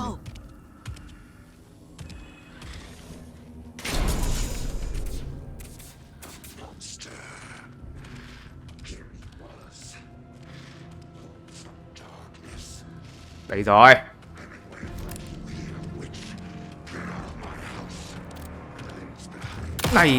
Này thì ui, còn mẹ cái gì đây? Hết quá hệ jumpscare. Bị mất luôn kìa. Quỷ mà, nó là quỷ rồi.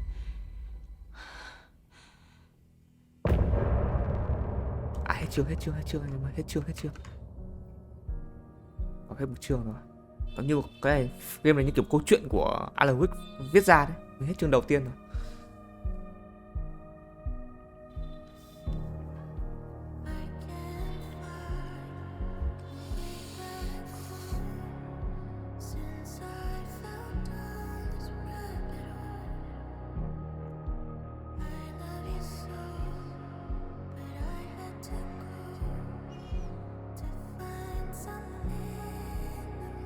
Ôi, nhạc chill phết nhỉ.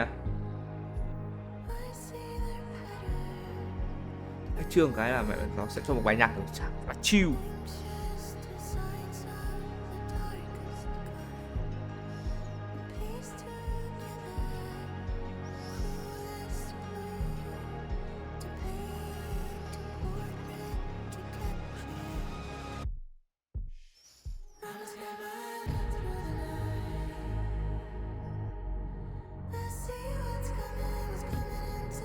Mẹ nhạc lâu thế, có thể skip được không ạ?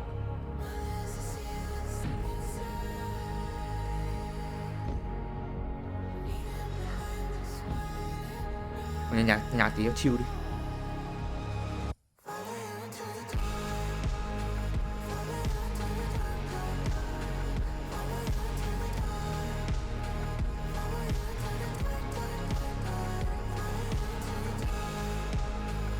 Em theo đuổi anh qua đêm tối như kiểu mấy thằng bóng ma đuổi mình nhá.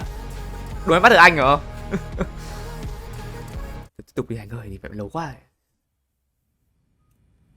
He didn't have a heart, but he still got up.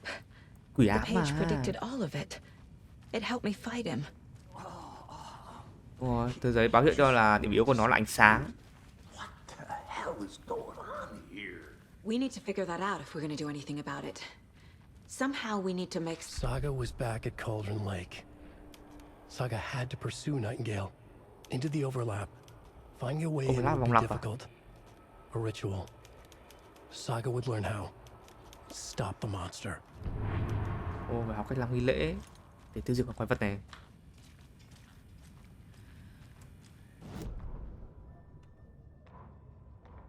The autopsy room was a mess, like a bomb had gone off. Nightingale hunted Saga. Didn't see her under the light, lurched past her. The Taken could not see into bright light. The light hurt them, hurt the darkness in Kẻ them. bị chiếm hữu là bị quỷ ám anh em. I flick the switch, it goes click. Show me the clicker, lights are off, but somebody's home. Hemingway brought you here, witch. Get out of my house, Nightingale shouted. A wave of terror crashed through Saga's head. The awful truth. Alan biết luôn. Nightingale had no heart in his chest, but here he was, killing a monster. The world had lurched out of balance. You found yourself trapped on the far side of the mirror. Saga was back at Cauldron Lake. He was there too. Nightingale was but wasn't a Taken. Ở đó nhưng cũng không phải ở đó.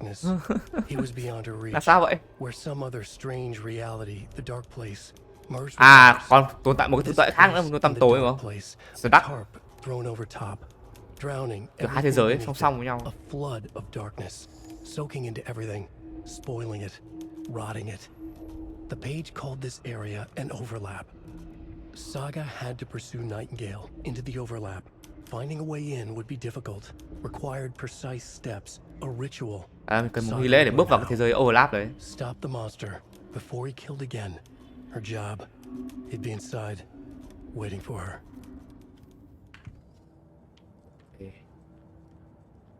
Radio, nghe được cái gì đây?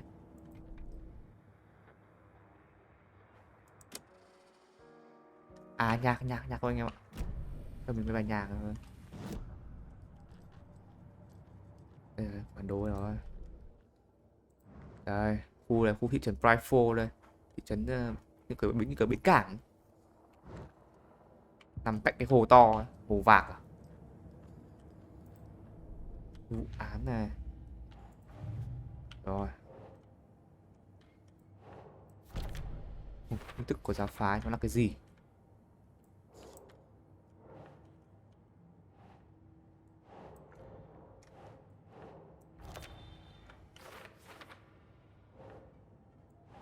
Keep trying.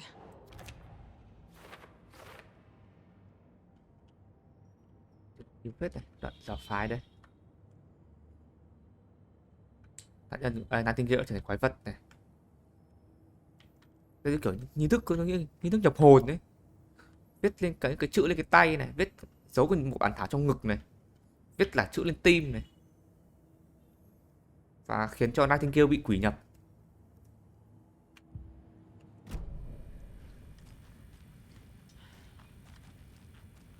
Từ. Hỏi xem chuyện xảy ra với sát trưởng à? Maybe the sheriff knew more than he was letting on. He seemed anxious, like he dreaded what was coming. One more mystery. There's no rational explanation to what we just saw. I'd love to blame this on mass hallucination caused by inhaling volcanic gas, but ông cảnh sát chết luôn này. Bullshit. This was supernatural. Well, I'm glad you were the one to say it. Chết luôn này. Now we can figure out a way forward. The victim of a ritualistic murder turns into a monster. Is there a connection? Looks to me like the cult of Ông ấy có tỉnh bơ nhỉ? Taxi có tỉnh bơ luôn này. Mặt lạnh vãi đái. Create monsters. Kiểu chưa có chuyện gì xảy ra. We need to start with learning this cult's goal, their purpose. Ông mặt lạnh thật. Băng.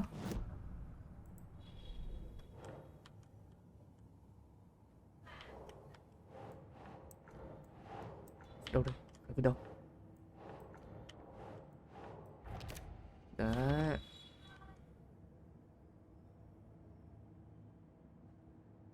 Casey phán đoán là giáo phái này có thể ta thực hiện các nghi lễ để tạo ra một đội quân quái vật và sẽ xâm chiếm kiểu thế giới thực tại này.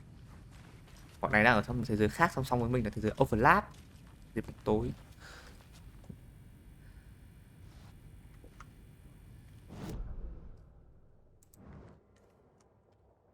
Đang đâu nhỉ?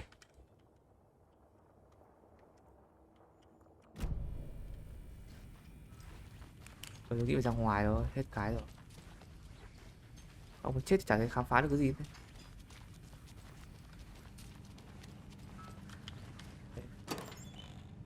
City máu. Can't be opened on this side. Đi từ anh ra. Tôi nghĩ là phải phán đoán nữa. Đây. Suy đoán thì có gì mới không? Nghe đai mà. Hết rồi, hết cái suy đoán rồi. Không dùng giác quan nữa. Hết mana rồi. Một bạn cũng chết luôn này.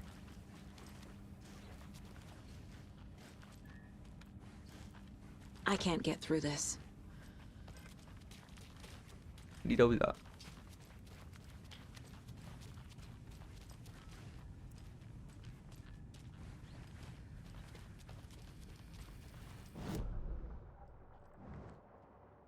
Có một cái đội cảnh sát chưa khám phá được. Tìm hiểu xem Nightingale đã biến đi đâu.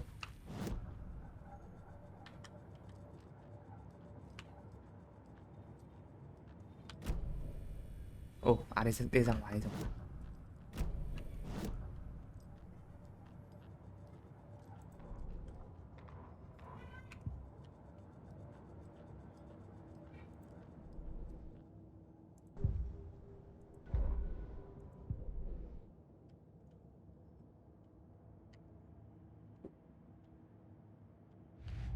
Gì để điều tra không? À đây anh em ơi. Một người chết đi thêm một con quái vật. Và chắc bản thảo thì dự đoán gần như là tương lai luôn đấy.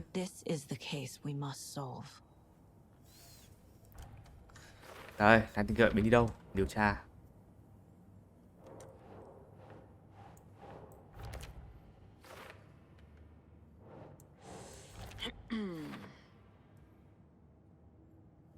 Đây có vẻ bản thảo hướng dẫn mình, chỉ dẫn cho mình phải vào overlap để đối đầu với Nightingale.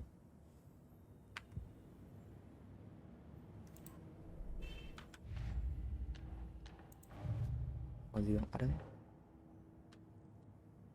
Đã đọc xong rồi. The code of the tree is behind these murders. This case just became much more complicated. I'll need to start a new file. Ok, cái vụ này là xong rồi này anh em này, đã đóng rồi, biết được là bọn thần cây nó làm rồi. Ok, xong vụ.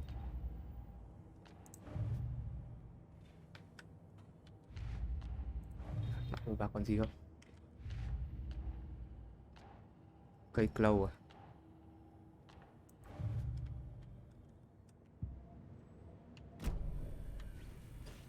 The page places Nightingale back at Cauldron Lake. Calls him a taken. We need to head over there, stop him, before anyone else gets hurt. Okay. Về về đâu anh? Đi. Đi để em còn đi nữa. Ông mà cứ tỉnh bơ nhỉ anh em này. Tỉnh bơ luôn rồi. Thì mẹ mới chết mẹ người rồi ông mới xuống á. Sheriff Breaker disappeared. Nightingale turned into some sort of a monster and there are offices down. You two handle things here. We need to get back to Cauldron Lake immediately. Fuck me. That's terrible. But we'll do what we can, man. Mẹ chết hết từ mấy ông mới đến á. Sợ thật. Nghe tiếng súng chạy xuống ngay chứ. Anh nghe tiếng súng xong rồi ra ngồi làm cốc cà phê á, tí xuống sau hả? Kiểu đấy. Gặp đạn dùng không? Trang bị nhanh không? Đấy, trang bị phát. À, nó chưa tôi dùng súng đâu.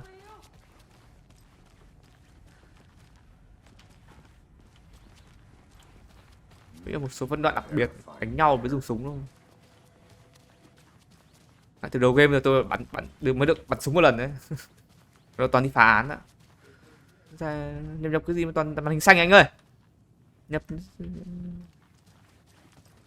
cái đèn màn hình đó di chuyển gì cả. Game hơi điêu nhá. À, thanh tra đến kiểm tra đấy. Đùa đâu. Mấy bạn cũng thế này. Ấn trong màn hình đây vẫn xanh này. Ảo ma. Xin nhá, cho thanh tra xin ít nhá. Thanh tra hết đạn rồi. Thanh tra đi phá án. Ai xem được ấy đây. Cái gì đây? Cái nhà phố va vẩn. Gửi mail pha cà phê dùm nữa. Đâu? Cái gì đấy?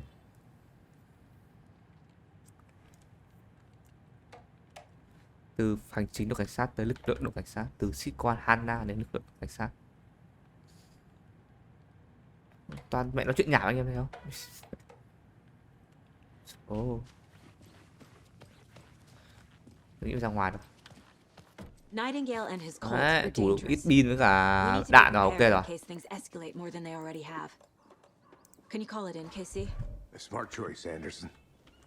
Đúng rồi, mình gọi tiếp viện em nữa, đông vào, đông đảo vào, như kiểu bang hội ấy, đi cho nó quái nó sợ rồi không? Tầm khoảng 50 thằng rồi anh ạ. Tầm 50 thằng vào. Nó đông. Kiểu bang hội anh em, đi cho nó đỡ sợ. The pages haven't been wrong yet. We can't assume the person writing these pages isn't playing us. I agree. But it's our best lead. À, làm mẹ thì đứng góc cột điện này. Đứng góc cột điện này. Mercado won't roll over on the issues. Gì đây? Các biểu tình gì đấy. Ở Mỹ lắm biểu tình lắm anh ạ. Dân chủ mà, tự do, free quá, freedom quá. Lắm biểu tình, lắm cái vụ kiện có va vẩn lắm. Bây giờ tôi nghe thấy còn có mấy thằng kiểu sống nhờ kiện mà. Kiếm sống hoặc kiếm tiền nhờ kiện anh ta anh tinh. I need to come clean, Anderson. I know why Nightingale was here. À, biết thì sao tại sao Nightingale đến đây 13 năm trước này. À, ông ấy truy đuổi một nhà văn tên là Alan Wake. Tammy đã nhắc đến anh ta. Cô ấy đang viết một cuốn sách về vụ mất tích của anh ấy. You know the detective character from his books, Alex Casey. Yeah, I've heard the jokes at the office. Cold case Casey. Murder case Casey. Sorry. Ha ha. Ha ha. Cười không? Mặt bố mày giống buồn cười không hả? Mặt bố mày giống đùa không? Then 10 years ago, I started getting strange letters in the mail. Fragments of prose describing murders. You've heard the stories about what happened in New York. Some of it, at least. Bodies started to pile up. It was a murder cult. Turns out the fragments sent to me were from the crime books of Alan Wake. The cult was copycatting the murders from the books. In their heads, they were performing a ritual to bring Wake back. Cái key ở đây là Alan Wake anh em ạ. Mọi thứ đều liên quan xoay quanh Alan Wake. Alan Wake thì vẫn đang mất tích. His name does keep popping up. I just wanted you to have all the facts. Next time, give them to me before we find ourselves in the middle of a horror story.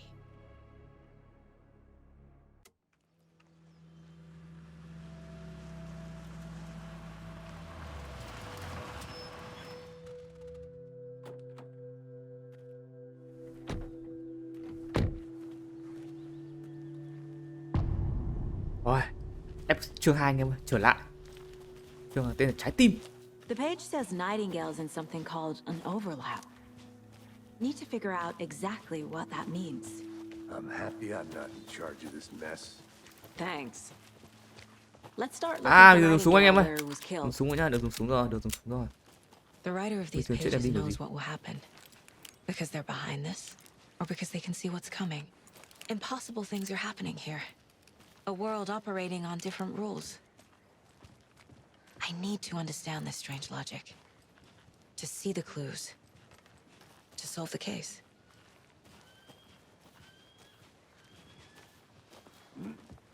Tôi thấy như kiểu sự kết hợp giữa kiểu Resident Evil và The Evil Within ấy. I've been thinking more about the cult of the tree. What sort of cult Thêm tí kiểu gameplay kiểu phá nữa. À, có mấy ông ấy sửa điện này. We're not seeing the full picture yet. Xem nói chuyện được gì không? Hey, hello there. À, thằng hướng dẫn viên đúng không? Đúng có thằng hướng dẫn viên trong cái ấy này. Trong cái quảng cáo này. Trong này có gì không? Bố được cái gì không? Gì đây? À, bảo trì. Phong kiểu vô tuyến á, chạm sóng. Hello, Saga Anderson. Are you two supposed to be here? I'm Ilmo Koskela. Fantastic to meet you. And yes, Stephen here hired me to show him through the woods. He's in town on important government business, fixing this impressive piece of hardware. I work for the FBC, ma'am. I'm authorized to be here. And I bet you two are here about that murder. Nasty stuff. How's it going? How did you hear about the murder, Ilmo? Giết người luôn ạ. Do you know anything that could help us? People tend to tell me things. The Koskela brothers are kind of a household name around here. Bọn này hướng dẫn viên mà. Sành sỏi khu này quá rồi. Biết có gì cũng biết. Just down the road from Bright Falls, there's our Coffee World Amusement Park. There's sauna da vista. And we offer a variety of guided tours. Hunting, fishing, hiking, whatever strikes your fancy. You name it, we probably got it.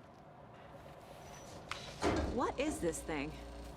It's just a monitoring station, man. Trạm giám sát. The Federal Bureau of Control checks volcanic activity and air Kiểm toxicity tra núi levels. lửa, No độ độc need to hại worry, không though. khí. It's mostly for research purposes. That's one gorgeous sweater saga.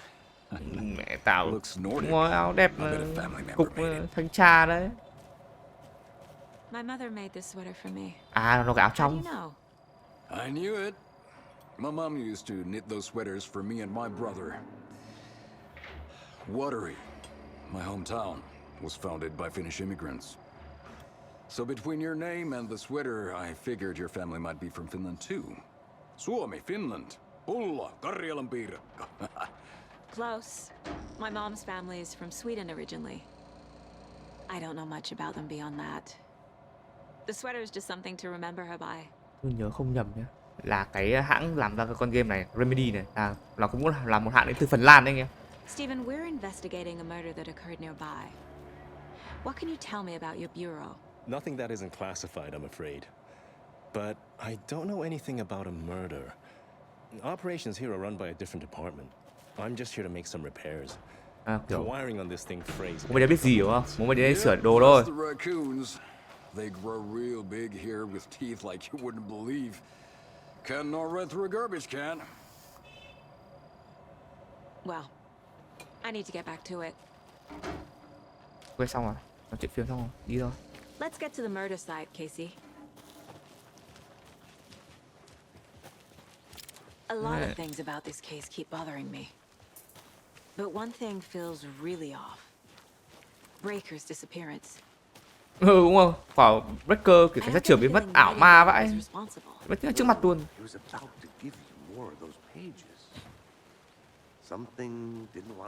Đúng không? Trước khi ông ấy định đưa cho mình bản thảo thì kiểu bị biến mất luôn. Có vẻ có một cái thế lực ở đấy ngăn mình lấy những cái bản thảo đấy. Có thể là những cái bản thảo ấy mình sẽ lấy được trong cái đoạn hành trình của game, từng bước một. Vừa vào. Có gì không? Trông một con ma ngu ra cái chưa? Trời ơi, bị chilling luôn.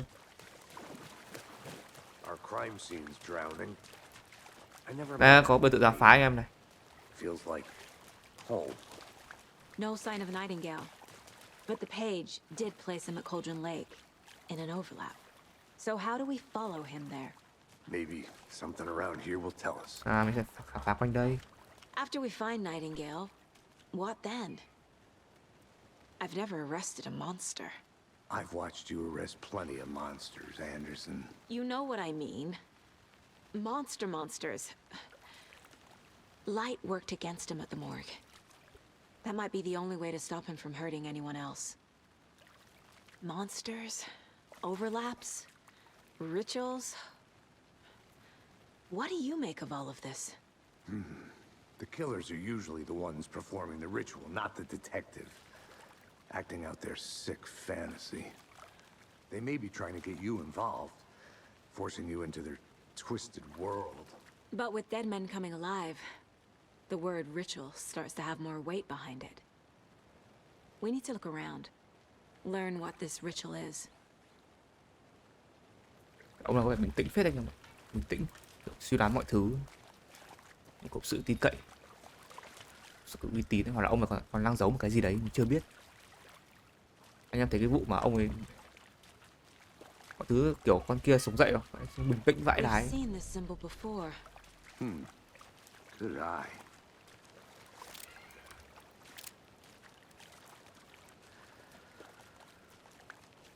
Đây dấu chân đây. Bare feet. Nightingale. I'll see where the... Đấy, tôi phải tới đây à?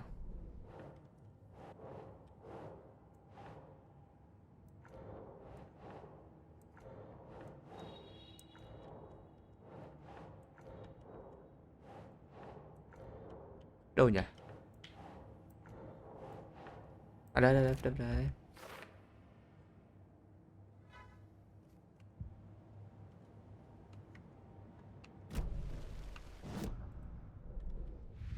Án này, vụ có án mạng màu vàng này.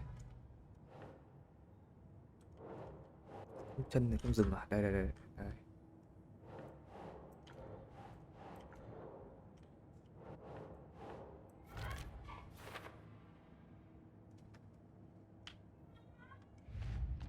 Bà này còn biết là dấu chân này trước đây là không có này, nhớ luôn mà.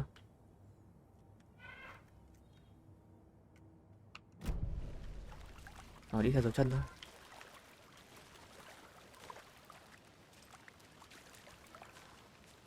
Ôi đi theo mình đi, đừng im thế. Đi theo anh. Đừng để anh đi của mình chứ.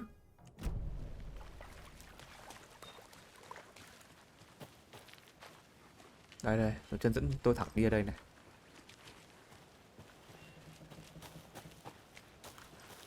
Con vợ đâu rồi, đứng im đi. Từ từ ra đây xem có đồ gì không. Có rồi, đi thẳng rồi. Cột đèn. Nào. Tôi nghi có điểm lắm. Đoạn này chương 2 bắt đầu đánh nhau rồi đấy. Là combat rồi đấy. Bắt tổng rồi đấy.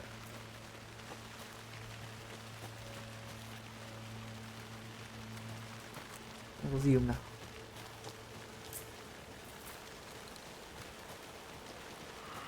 Úi dồi ôi.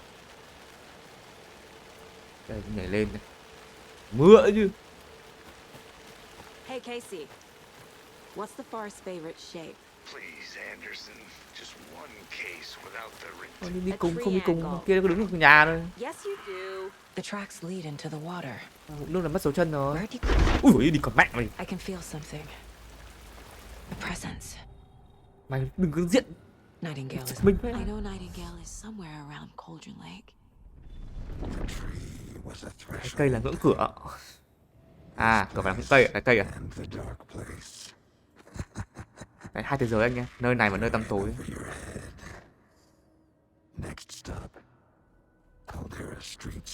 Điểm tiếp theo ga tàu phố Caldera. Like a doorway leading to Nightingale. It's somehow connected to a tree. Which is Ladle?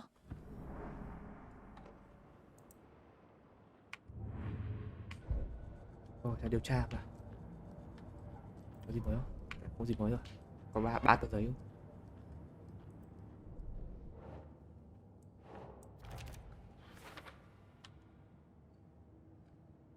Đi xuyên qua một cây đến một nơi khác này. Đấy, tìm cái cây.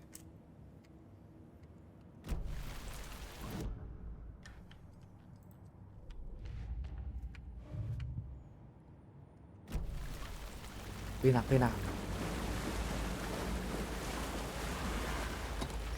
À, có đồ. Xem đồ gì đây.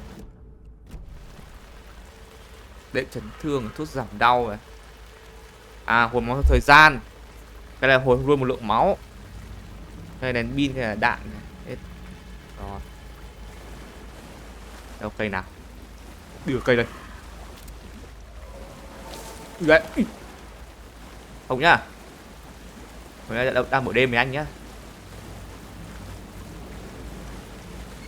Tôi đi theo đường này.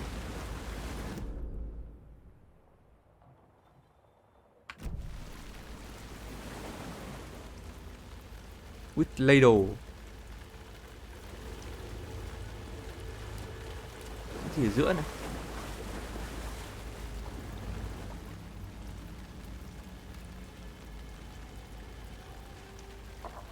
À đây này. Không có bí ẩn nào về việc hồ vàng được đặt theo tên của một loại nồi nấu. Tuy nhiên có rất nhiều câu chuyện bí ẩn ở đây. Nó là một cánh cổng dẫn đến một thế giới khác.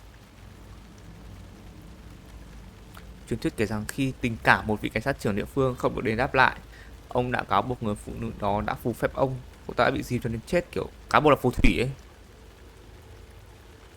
Và từ chiếc muôi mà bà này đánh rơi đã phải một cái cây kỳ lạ được gọi là cây muôi phù thủy. Người phụ nữ sau khi chết đã trở về trả thù kẻ đã hãm hại mình. Đã giết chết cảnh sát trưởng, dìm chết ông ta dưới hồ, moi tim ông ấy ra và khóa nó trong chiếc hộp. Với trái tim đó, cô ta có thể triệu hồi ông ta từ hồ nước và trả thù cho mình.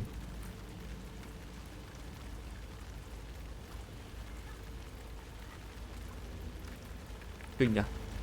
Lấy tim nó khóa mẹ vào trong một cái gì đấy. À là cái cây này đúng không? Cái cây mấy này anh em này. What is that? These aren't the same tracks that were here before. They're headed into the tree, not out of it.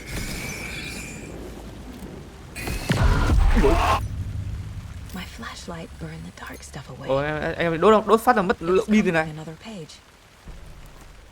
Tấm bản thảo khác. The fuse was in place. Saga stepped into the witch's hut. Inside, a bright light. There were objects that stood out to Saga, as if the light had manifested them. The witch's hut. Okay. I trust the pages to lead me to the overlap.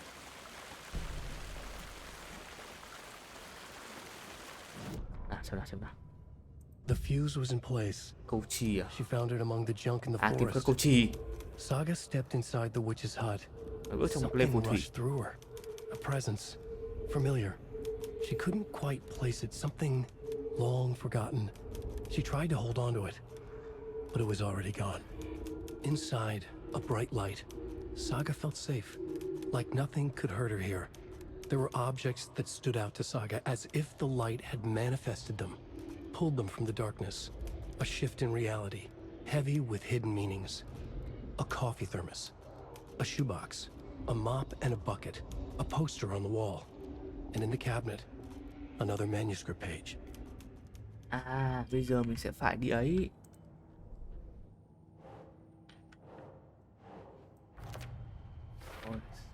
Is Witch's Ladle the doorway into the overlap? Lê phù thủy đây. That's where I'll find Nightingale.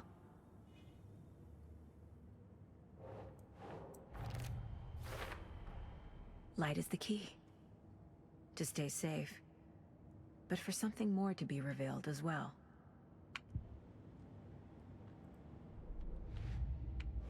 Rồi. Bây giờ mình sẽ tìm cái cầu chì ở chỗ lê phù thủy. Một cái lê phù thủy. Em thấy không, là dí đèn pin này. À, hết pin rồi không? Đấy. Chứ không phải là nó sẽ mình chiếu thoải mái nhưng mà mình dí ấy thì sẽ ấy.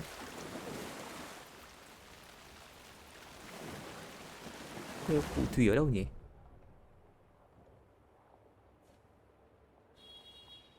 À đây. Ông kia không đi cùng, có đứng ở nhà soi nhìn dấu chân thôi. Tay thế chứ nhỉ. Xong rồi theo bản thảo dự đoán trước là mình sẽ gặp lấy cầu trí xong mình sẽ gặp một cái thằng bóng đêm đấy. Có thể đánh nhau một nó.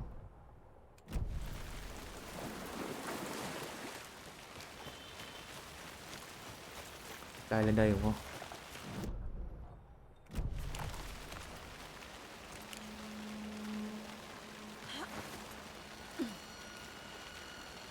This is the witch's hut. Anderson, thought I saw something in the woods. Probably just a deer, but I'm gonna check it out. Okay. Đây mới vào này. Following up on chạy our gì đây? lead. Keep checking in. Roger. À, xem có đồ không anh em ạ? This fuse is busted. Đồ chi hỏng rồi.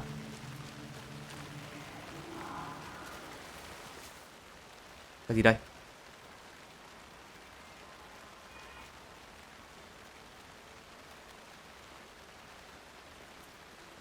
Ông ấy tò mò đi cắm trại à?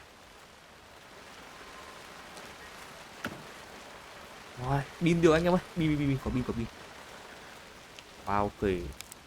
This one looks good. People should really stop littering though. A lunchbox again. Who's leaving these out here? Được một mảnh, trời đúng. Một mảnh giấy luôn, cần mẹ có bao nhiêu mảnh nữa? 12 mảnh mới nâng cấp được một cái một cái tính năng của súng. Đã tới bao giờ? Từ nhá, tôi set up xem có thể nạp pin vào được không. Trang bị nhanh sẽ là vào số 2 đi. Máu sẽ là vào máu này cho vào em vào số 3. Đây cho vào số 4. Tí.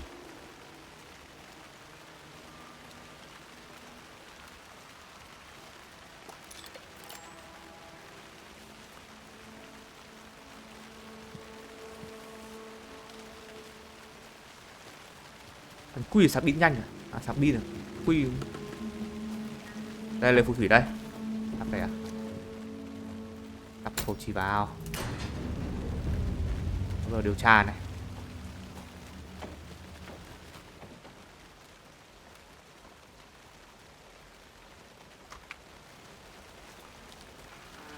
Ui dồi. Tôi nghĩ sáng chắc không sợ đâu, nó không vào đâu. Sợ là nó phá cầu ra bên ngoài thôi.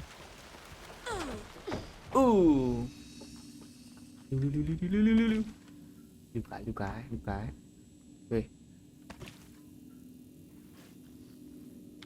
Lưu thủ công rồi nhá. Lưu thủ công nó chắc. Rồi. Đấy. Ok. Another page. Một tờ nữa. Making progress. The image of the witch in the sign. Saga addressed the witch. The smudged line on the heart. The second part recited from memory. I brought you the heart, witch.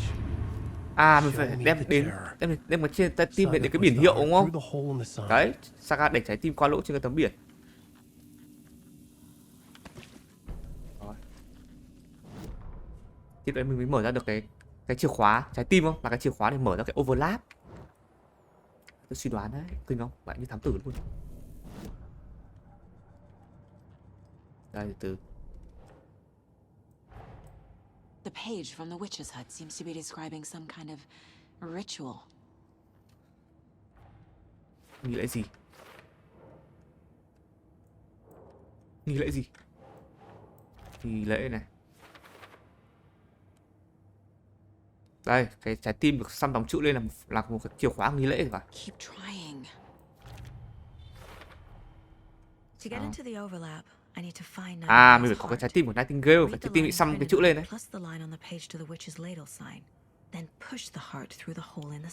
Để trái tim có cái lỗ trên tấm biển. Nightingale's heart disappeared from the morgue. Where is it now? Bây giờ trái tim ở đâu thì chưa biết cơ. Thế nó mới đau cháu ấy. I need Nightingale's heart to get to the overlap. Bắt đầu niệm chú không? Có đủ mana anh em ạ, đủ mana rồi, bắt đầu niệm chú. He was there, but he was risen. Nightingale was there. The opposite of sunspots. Who said that? That's not it. I don't have what I need to find Nightingale's heart. There must be more. Trái tim nó đâu, đúng rồi, trái tim nó đâu? Nightingale's heart. Where is it? While they played cards in the general store. Có bách hóa cơ, bách hóa anh em ơi. The witch had stolen his heart. Get out of my house.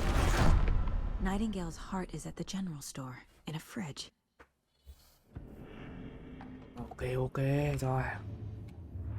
Để đi tìm. I need to check the general store for the heart. Ok đi nào. Casey, I'm headed to Ô, lắc the mẹ anh em general ơi. store. I think I know how to get into the overlap. Roger that. I followed some ATV tracks in the woods and got a bit turned around. Get lost? I've only been lost once in my life, Anderson. The years I spent with my ex-wife. I'll find my way back, don't you worry about it. Thằng kia lo việc em việc khác rồi. Ô, bị lag ạ. Giấu được. Rồi. Vào tiếp nhà nào. Suy đoán xong rồi này.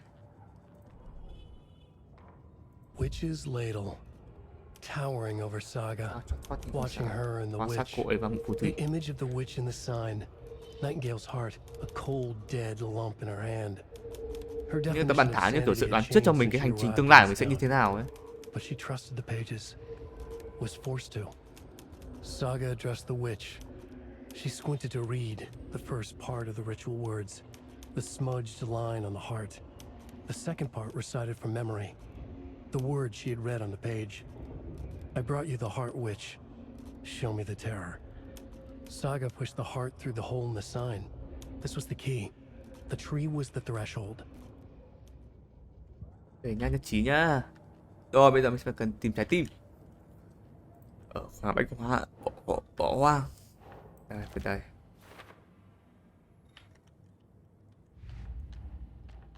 Đây, mình tìm một khoản chưa cái này như kiểu đặt đồ để đủ đồ, được đồ hay sao? Thưởng sao? Khu vực không vào. Thêm một hộp nữa rồi.